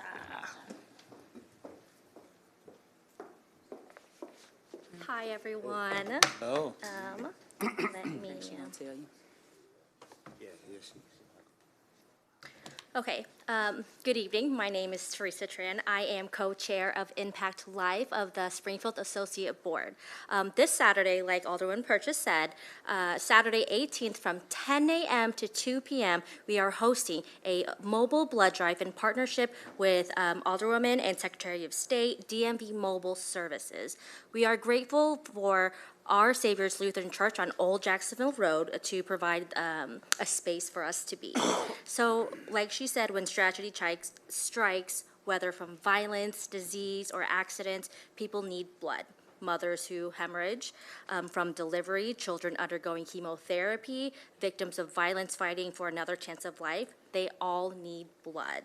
That's why I coordinate blood drives across central Illinois. After the Why Not Daycare tragedy, our communities showed up. The scheduling portals completely full. That's the power of community when compassion meets action. This weekend, we are making it easier for you guys to give back. Pairing a blood drive with DMV Mobile Services means you can donate blood, renew your license, or complete your state ID all in one stop. It's civic duty made accessible. In light of the recent heartbreaking losses here in Springfield, I want to take a moment to honor the lives we've lost and the families left behind. I ask that we keep the same energy, same love, urgency, and unity, because when our neighbors are hurting, Springfield shows up, and that's who we are. As a small token of appreciation, successful donors will receive a $20 e-gift card, or you can choose to donate that gift to a nonprofit of your choice, so your impact keeps giving. For any reason we reach full capacity and all slots fill up, please consider donating at Impact Life's Wabash Avenue location in the coming weeks. Every pint counts. And if you are a part of a business or organization that would like to host a blood drive, please reach out to me directly. I'd love to work with you and bring this mission to your space and community. You guys can find the sign-up links and QR codes on Alderwoman's Facebook pages, Impact Life's Facebook pages, my personal Facebook page, Teresa Tran, and thank you guys for all your time and all the hard work. Thank you. Thank you. Now it's time for citizens' requests to address the committee. Ms. Clerk, are there any citizens who wish to address the committee? Yes, sir. Aaron Cahill.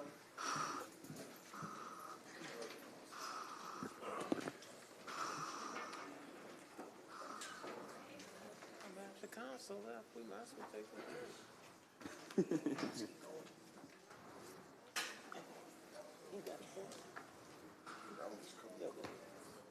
It's cold, ain't it, bro? Yeah, I don't purchase.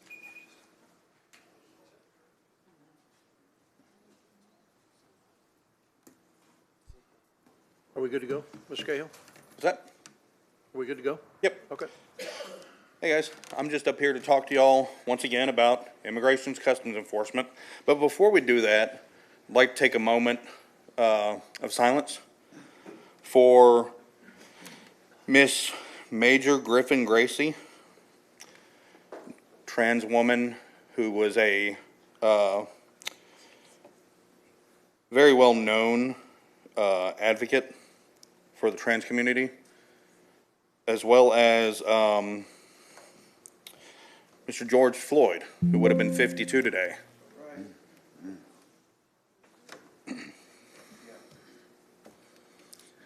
Thank you. So, God, I can't see that. Like I said, I'm here once again trying to get some support for our community regarding Immigration's Customs Enforcement. They have become increasingly violent. They are ramming cars. They're kicking doors. All happening in Chicago right now. They have shot people with their pistol. Shot people. Dead. Well, she didn't die, luckily, but they're shooting at people. They're shooting tear gas at activists and protesters. They tear gassed, as I said last week, they tear gassed Chicago Police Department. They are increasingly violent. So few of them are wearing credentials. So few of them are wearing legitimate or legal credentials, i.e. badges with a badge number on it, any kind of photo ID. They are covering their faces. These are allegedly law enforcement officers. Allegedly. And I don't know about anybody else, but I will follow Illinois state law. If I see some random person grabbing my neighbor and shoving them into a car, I am drawing. I am ending a threat. That is legal in this state, and I will do it. What I want is some people that will stand up and say, this is crap, there's no reason we should have this. Folks are acting like this ain't coming our way. But I hate to tell you, we're between Chicago and their next stop, which is probably going to be St. Louis. We're in a bad spot right now. We have law enforcement acting lawless. And quite honestly, I don't feel that, the city or the police department here has put enough emphasis on the fact that y'all supposedly support your constituents here. If you support them, tell them you support them. We can get a statement about somebody getting fired for some Charlie Kirk nonsense, but we can't get a statement saying, hey, we get you. We understand that you're scared right now. We will help you in some way, shape, or form, But we can't get that. Why can't we get that? We don't give a toot about the brown folk? Is that what it is? Now, they're not like us. It's fine. Is that kind of the going thought process here? Because it's not. It's not acceptable at all. Somebody needs to step up, Mayor, and tell folks that you're here for them. And I'd like to welcome the Purple Coalition into the arena. They are here for accountability purposes. Somebody's finally holding somebody accountable. Show ain't the city. But thankfully, we got the Purple Coalition now. Y'all have a good one. James Johnson.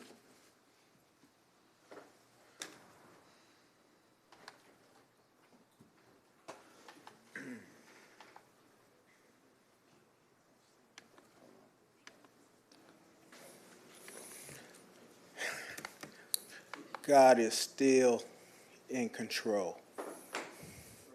Yes, sir. God is in control. We wrestle not against flesh and blood, but against rulers, principalities, rulers in high places. Now, I've been a part of a union, organizations, groups, and Brad, y'all know Brad,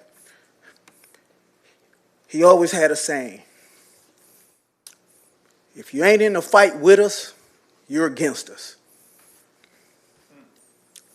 And I'm a part of that branch of that tree. And I just want to make sure everybody knows, like when I come up here, and to Alderwoman Purchase, with all due respect, I still respect you guys no matter what. I don't come up here to make friends. I don't come up here to tell jokes. I come here to suggest, teach, make opinions, give opinions, warnings, whatever it is. Right now, we in some trying times, and we have to fight. If you know your history, this is a time that you're going to get in a fight. And I don't make threats. And anybody that took it that way, you don't know me, and you didn't hear me. But I'm here to stand up because there's a regime that's attacking our democracy and want to go back to the Jim Crow days. And I don't know about the rest of y'all, but I'm going to fight for my Social Security and my health care. I live in a blue state that's being attacked. I'm calling all strong people to stand up. We all got to come together. And I don't really care what color you are. You either in the fight with us or you against us. And your silence tells me you against us. And as long as you against us, then okay, that's fine. But I'm not going to be apologetic about nothing I say up here. Because freedom of speech, I will fight for. Because there's people trying to take it. And for the new Purple Coalition, so everybody know I'm going to stand with them. For the real men wear pink, I'm going to stand with them. And for the good police officers that ain't retired so far, I'm going to stand with them. But we all know that there's some bad ones. The late Congressman John Lewis said, we're going to have to get into some good trouble. And I don't know if y'all paying attention what's going on around the country. And if you pay attention to the market, see, Alderman Gregory, the market don't lie. You see what gold and silver is doing? Mm-hmm. It don't lie. We going into some dark days before it gets lighter, but God's still in control. I'm done. Yes, sir. Robert Williams. Robert Williams. Rob ain't here. Brianna Day.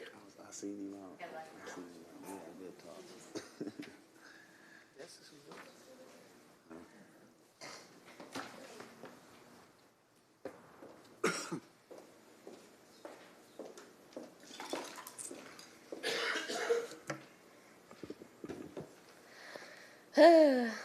Okay, so I want to address the whole no electric chargers being placed on the north side of town, considering they are putting a new Amazon facility there, and the fact that we've got that Walmart right there. If you look at socioeconomics, that runs our city down to the ground over there. That increases poverty to the population over there. So I'm just saying, I see why they're putting them where they're putting them, but we need to invest in your ward so that way we can make it so it's worth having chargers over there. And then Sean had said that we need to be focusing on truth. We just got the Purple Coalition, and with that being said, truth is our way to community healing. That's how we heal each other. That's how we move forward. So with that being said, I need to address some healing of my own that I put out into the community before I emotionally processed it myself. Earlier this year, I shared a story about how my family had lost a business due to retaliation from smaller business. My family owned a disposal business that was located outside of Springfield in Sangamon County. Growing up in the 90s, I would hear stories about how a smaller disposal company that was named Waste Management tried to buy out my family's company, but my uncle refused as he chose the potential of generational wealth over a quick buck. Since he chose to invest in the future of his family instead of instant monetary gain, this sparked a flurry of retaliation tactics. And at the end of everything, my family was unable to retain the business. Waste Management became an essential waste provider for our city in this area afterwards. It turns out that during this time, Waste Management was exaggerating its earnings in a successful attempt to inflate executive bonuses and investor stocks. This caused a $1.7 billion, with a B, billion-dollar scandal that resulted in investors losing more than $6 billion in market shares. The company was ordered to pay $4 million in fees for deceitful financial practices and then went back to picking up your trash. Maybe. Or not. I don't know. I hear they pick and choose. Anyways, when following the money, it led to the accounting firm Arthur Andersen, which inevitably led to the human trafficking that's in Sangamon County. Arthur Andersen was one of the big five, one of the biggest accounting firms in the world until the scandal was revealed in 2001. This scandal resulted in the largest bankruptcy reorganization in U.S. history, and while the energy company Enron, appliance company Sunbeam, and communications company WorldCom were all pushed out of business, Waste Management continues to operate in all 50 states as the largest waste provider today.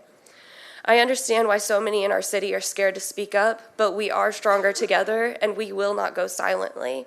Silence is compliance, and at this point in history, silence is violence.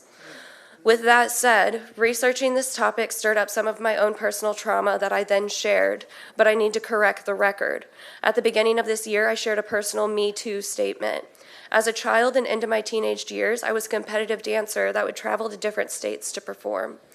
Because of the state things had happened in, paired with the distant family being included in Epstein's Black Book, I had equated the experience to Epstein. However, unless Epstein was at a dance expo in Orlando, Florida in 2002, I highly doubt he was involved. And while I was initially accusatory towards my family for taking me to the expo, I want to clarify that my family is also not to blame. My mom did her absolute best to give me a privileged childhood, while rape culture and white supremacy did their best to steal any childhood innocence I may have been able to experience. Thank you, and as always, fudge Donald Trump, because I can't say the other word. Maribel Cruz, Hine. Maribel Cruz, Hine. Ken Pesha.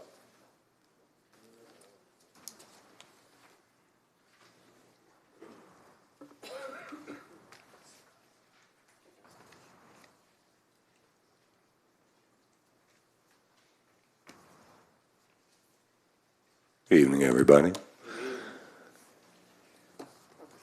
The Sonia Massey trial starts next week on Wednesday. Jury selection is Monday and Tuesday.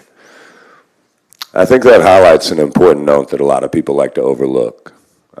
Even within our own city government, the Sonia Massey murder has been almost pushed off under the idea that it didn't actually happen in Springfield, that it was a county area, that it wasn't necessarily a Springfield concern. I'm not sure if you guys know this, but people outside Springfield don't know what a county donut hole is. They don't care either. They know that the city of Springfield had a law enforcement officer murder one of its own citizens on camera. And they know that the ensuing Massey Commission is issuing a plethora of recommendations for the local area.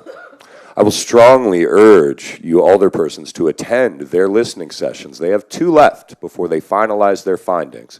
And then I will strongly encourage all of you to read them, and then read them again, and then read them again, and read them again.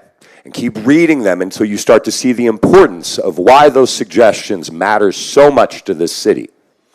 For far too long, our leadership has kicked things down the road, pushed it onto the next administration, or written it off that it's not their concern. Quite frankly, after reading the mayoral transition report, I'm well aware that the Boucher administration was well informed of the issues that were existent within this city. The lack of continuation of a lot of the work and groundwork that had been laid should move beyond party affiliation or ego. This city is far behind other capital cities in terms of development, outcomes, crime, relationships with the community, law enforcement reform, and the list goes on. The idea that something happened within this city and a border that is imaginary beyond tax income somehow divides this city from those outcomes is a wild idea and a bit diabolical when you consider why the city won't eat up a place like the Cabbage Patch. It's a lack of willingness to invest in the infrastructure, isn't it? It's the idea that we don't want to spend that money on it, so we're willing to take those kind of places within our city that lead to these kind of outcomes. And I think it's interesting that, quite frankly, after all the meetings I've attended, there's only a few faces that are present here that I've seen at those meetings on any sort of basis. And I think it's interesting when we talk about that kind of thing, because what we're really talking about is accountability from our leadership. It shouldn't matter the letter that's behind your name, and it really shouldn't matter how you feel about me. I'm a part of this community, and I do get talked to a lot by community members that don't want to talk to some of you, that don't feel comfortable talking to people in authority, that definitely don't feel comfortable coming here after 50 cops show up, especially when their issues may lie with SPD. And I think that's really why the Purple Coalition launched today. We are strongly committed to the idea of working with everyone, as long as you're willing to work with us. We believe in the idea that trust is needing to be present for accountability, because without accountability, you can't have change. But I'll be honest with you, I think a lot of the reason people avoid those things is discomfort. It's not my problem, I don't want to confront it, why is this being brought to me? That should give you pause, because people are coming to you with those concerns, and if you don't understand why, that's your problem, not theirs. They're not in the wrong place. They're asking you to listen to what they have to say and really consider what that means to them on a day-to-day basis. People live and die outside of this building, and a lot of you live in neighborhoods that you won't ever feel that. Those shootings and the retaliatory ones happen blocks from my house. And they've done that for years, just like it has for decades.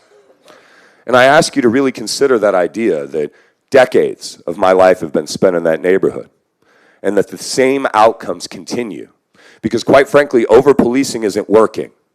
A 5-to-1 black disparity amongst traffic stops when those killings continue and the gun crimes pile up, that proves that's not working. It isn't their job to somehow figure out, to find out why the socioeconomic, the institutional, and systemic racism that is continual throughout the thread of history that is Springfield's existence, that's not just up to you guys or the community, it's up to all of us. And it's long past time that we took that responsibility. The length of black life is treated with short worth, but the length of my life is also treated with short worth on that side of town. I have a 20-year shorter life expectancy than you guys do, just by virtue of zip code.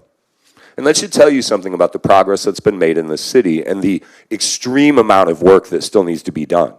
The commission ending only means that your work will begin.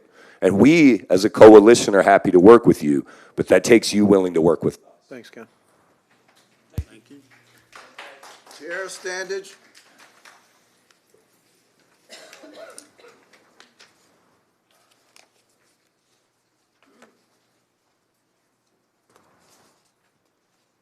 Good evening, council members. I was going to start off with a moment of silence for George Floyd, but since we've already held space for him, I would like to instead start off with a moment of silence for the 3 black youth that we lost in our community a few days ago, the youngest victim being 9 years old.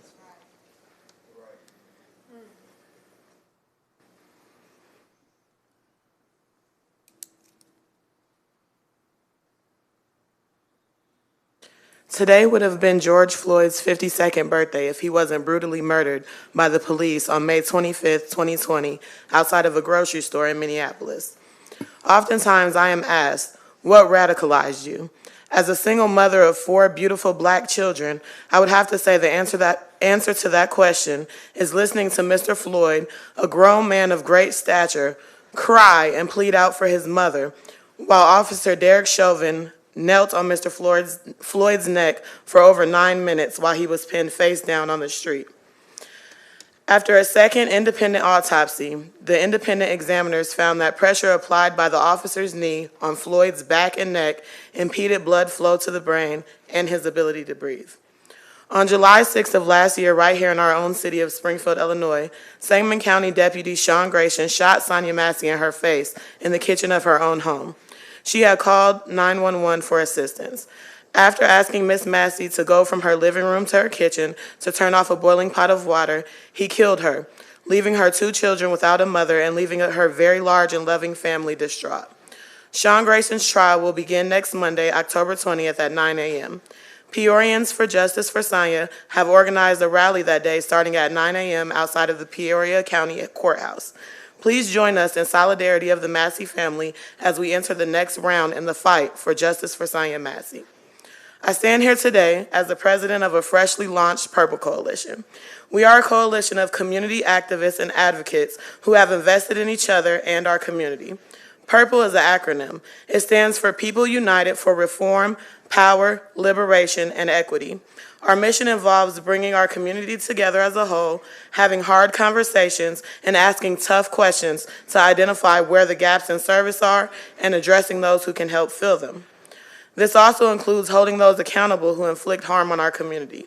We cannot come together and grow as a community if we cannot acknowledge the root causes of why our predominantly Black neighborhoods residents have a life expectancy of 20 years less than the people who live 20 minutes away.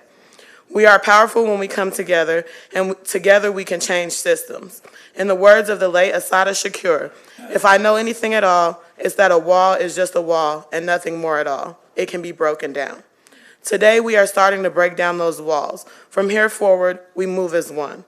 On behalf of the Purple Coalition, we would like to invite this council in its entirety to our community town hall at the Old State Capitol building on November 17th at 6:30 p.m.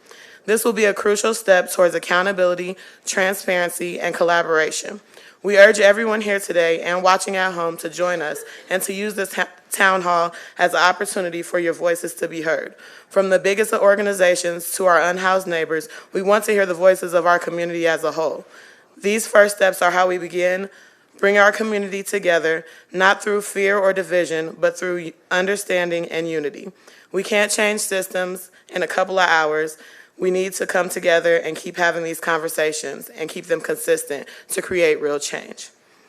We will keep listening, keep organizing, and keep pushing until justice, transparency, and compassion are the standard, not the exception. Thank you. Harry Shanklin.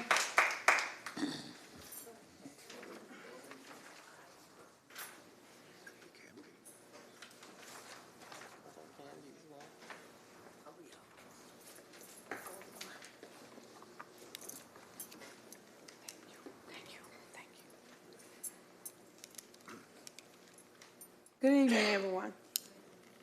Mary, could you pull the microphone down, please? Yes.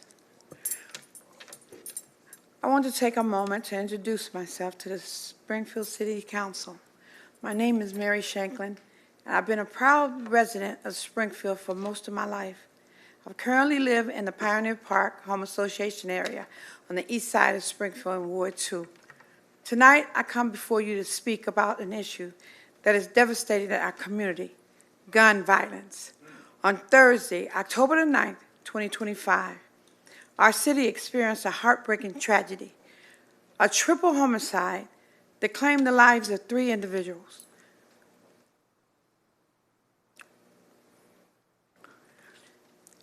This is close to me. They is my best friend for 60 years. Manisha Day, 22 years old. Devion Bradley, 21 years old. And Cash Russell, just 9 years old. A 4th grade student at Graham Elementary School. These 3 lives were taken as if it didn't matter, but they did. They mattered deeply to their families, to their friends, and to the community. We cannot ignore this. We must feel the loss as a community and respond with urgency and unity.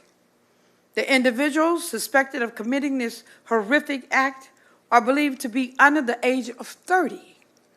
This fact alone should be a wake-up call. I'm calling on Mayor Busher, Police Chief Bill, civil leaders, elected officials. Let's come together, united, to address this crisis. This cannot continue. Gun violence is not just a problem for one group. It affects us all. Black lives does matter. And yes, all lives matter. But it is not just one person or one department's responsibilities to fix this. It's all of us. I'm here to encourage the change, not tomorrow, but now. Even small steps can lead to larger vision, but they must be real, actionable, steps that has a lasting impact. We owe it to ourselves and to our children to create a community where lives past 9, 21, and 22 is not just a rare hope, but an expectation.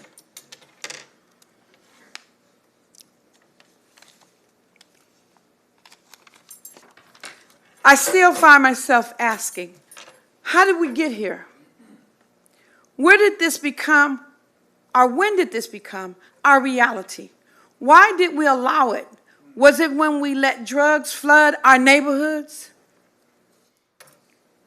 When we turn a blind eye to violence, it didn't happen just because it didn't happen on our block.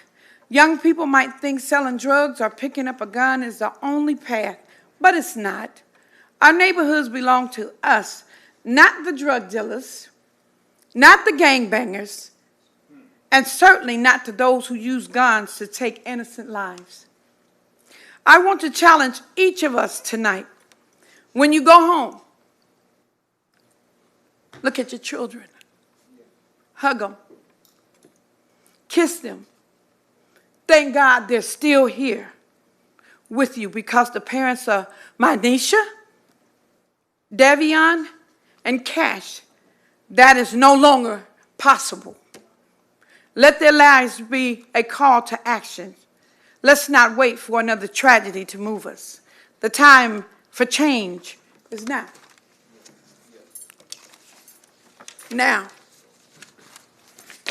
we must work together to make a difference. These kids were killed last Thursday, and nobody's talking about it. Thank you. Alderman Gregory? Yes, if I may, because one thing I'm not going to do, I'm not going to sit up here and I'm not going to play politics with these kids. We have spoke on it. These children, Ms. Shanklin, his last name is Brady, first of all. And before I left, see the change, and this go for everybody. The change that we talking about, it don't involve the police. It don't involve nobody who ain't from our community. It involves us. That's the problem. We keep coming up here, we keep talking about what's going on in our community instead of turning to our own people saying, stop this. We coming up here for a show. That's why ain't nothing get done. When I came in here, guess where I was coming from? A HBCU college fair where these people are working hard in our community to get kids to do something else. I didn't see anybody else in there. See, the real work is out there. It don't matter who sit up here in these seats, Ward 2, Ward 3, or whatever ward. The work is in our community. If we want to see change, wait, I'm not here for no applause. I'm not here for no, it's my time, Ms. Shanklin. I'm not mad at you. I'm not mad at you. But this had been coming because that's my little guy. I coached him all his life. These kids, this is our community, and we not gonna play that. We not gonna make it political about our community. Because that's what this is about. It's political. Because if we truly care, when all these events going on to help our young men, the outlet, better life, better living, who we've been fighting for to get out in our streets, people who are from our community, no disrespect for people who don't, we get resistance. But I ain't see you come up here and say nothing. This ain't the first triple murder. We had another one on 10th Street. I didn't hear a word from nobody. But I was out on scene right there with that young lady, holding that mama. I've been on the phone with these folks, trying to get them money, trying to help them. Been at the funeral home. So I've been to 1,000 funerals of a lot of these funerals for these young people. But I ain't seen very many of us out there. When we out in our community cleaning up, trying to get these houses done, I don't see them. When I gotta go through the alleys and talk to homeless people and educate them on where the service is at, I don't see you. I don't see no help. But this issue happens, now everybody want to be political about it. We know what happened. People have been speaking out on it. It's a very touchy situation in our community with those families. All of us know each other. All of us this is the privilege that I got. All of us. But I'm not even addressing you at this point. I'm addressing our community. All of us have lived in this community, grew up in this community. Those kids know each other. I'm best friends with. I understand that. And I coached him all of my life. And I know them too. Ms. Shanklin, please. Please, let us I finish. know them too. Thank you. So that's what we have to do in our community. No disrespect to anybody on the barbecue, Air, or whoever. If you don't live there, don't have such a harsh opinion about what's going on in our community. Please. Because every week we come up here, we want to bash the police. Yeah, we got some issues that we can handle. But I need them to go through the process, right? So we can figure out if it's working or not working. When I pull the complaint process, zero, zilch. It ain't going to get fixed by coming up here talking about it. Send them through the proper process like we supposed to. And if that process is broken, we'll fix it. That's how we got to do it. But coming up here every time, beating up, but see, this is the thing. This is the thing. You're going to have your chance to be up here, but it ain't today. This is my time, and I got the right to talk. We playing, you get 5 minutes, and now your time is over. We playing with our community, playing politics with our community, and I'm not going to play it. I know these young people. I'm out there with these young people. I'm trying to help these young people because when they need jobs and they need this and they need that, they calling me or somebody that I know, and we trying to help them get on the road. So coming up in here making speeches and all this craziness, nah, that ain't gonna change our community. That's what we've been doing for the last 50 years. Getting out here working in our community. That's what's going to change it. And that's something that me and a whole lot of people do every day. But we don't see very many young people when it's time to do the work. When the cameras is on, that's when we want to come around. But when it's off, and this ain't no disrespect to you, because when you called me at 7 o'clock at night about just some grass, I came. Right? And I'm always going to do that. But it doesn't require a response. But I came. Alderman Thank Gregory, you good? All Yeah. right. Mr. Clerk, next speaker. Rosanna Polito.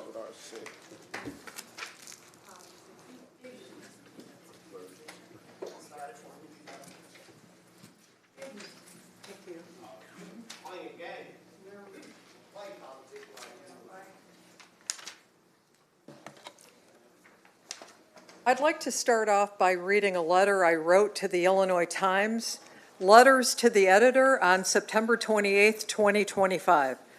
Congratulations, Illinois Times. Congratulations on your longevity and success. While Fletcher Farrar and I have political views that couldn't be farther apart, I must say I appreciate so much his professionalism. When I see Fletcher in public, he's friendly and cordial.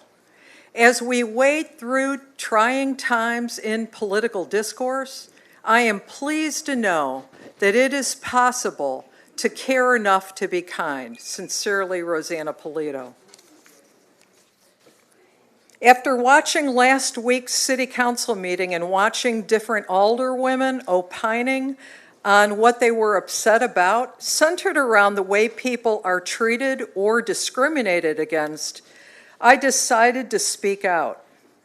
You all took an oath of office. You all took an oath to the Constitution, to which you swore to uphold, and then, in front of God and everyone, proceeded to deny me, a woman of Mexican descent,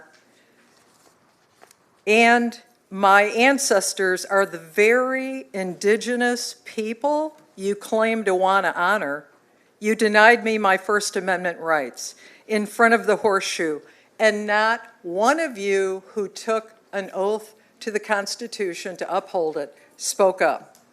It says on the City of Springfield website that the council's policy is It is the policy of the City Council that all members abide by federal and state law. You didn't. And there was no repercussions for your erroneous actions because you defied federal law. All of you who took the oath to defend the Constitution, and later, through my lawyer at the American Center for Law and Justice, he sent you a demand letter and simply asked for a public apology, which I never got one from Alderwoman Conley. You might look at this as an apology, but what it really is a lesson in leadership.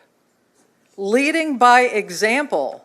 When you are wrong, admit it, apologize, learn from it, and move on. That's what everyday people are yearning for. Leaders who are real and authentic. Even the chairwoman, who was in fact in charge of the meeting, remained silent about my First Amendment rights being violated. I wish at the next meeting she would have opined about the error that was made and about the behavior that was displayed, like she did last week. But it's obvious to everyone why the apology never happened. Because I do not hold the same political ideology as these two alderwomen. Therefore, the error was totally ignored by the so-called leaders in the Springfield City Council. Another discrepancy I'd like to speak about at this meeting is my friend who came to a meeting, had a small sign in the crowd that said, "We support Abigail Wheeler." She was reprimanded by an alderman. "No signs allowed," he said. But last week I saw homemade signs in the crowd. I didn't hear an alderman reprimand them. Again, watching the double standard in the city council meeting. Lastly, concerning the ordinance Springfield wanted to pass about fire department lift assist, Lakeisha Purchase, my alderwoman, never returned my call. She was my alderwoman at that time. I call because my life work, to a great extent, has been with senior citizens and caring for them. I was ready to share my thoughts and experience of over 20 years of being in the senior living industry. Lastly, I want to say, instead of grandstanding for Indigenous People Day, you had the opportunity to uphold the constitutional rights of a woman of Mexican descent whose descendants are indigenous people, and you failed. Truth is stranger than fiction. Note to self, the Springfield lamestream media was here that day, and none of them covered the fact that my First Amendment rights were violated. They only notice when it happens. Thank you, Ms. Polito. Council, is there any need for executive session? No need. Motion to adjourn? So moved. We have a second. All those in favor say aye. Aye. Those who no? Adjourn.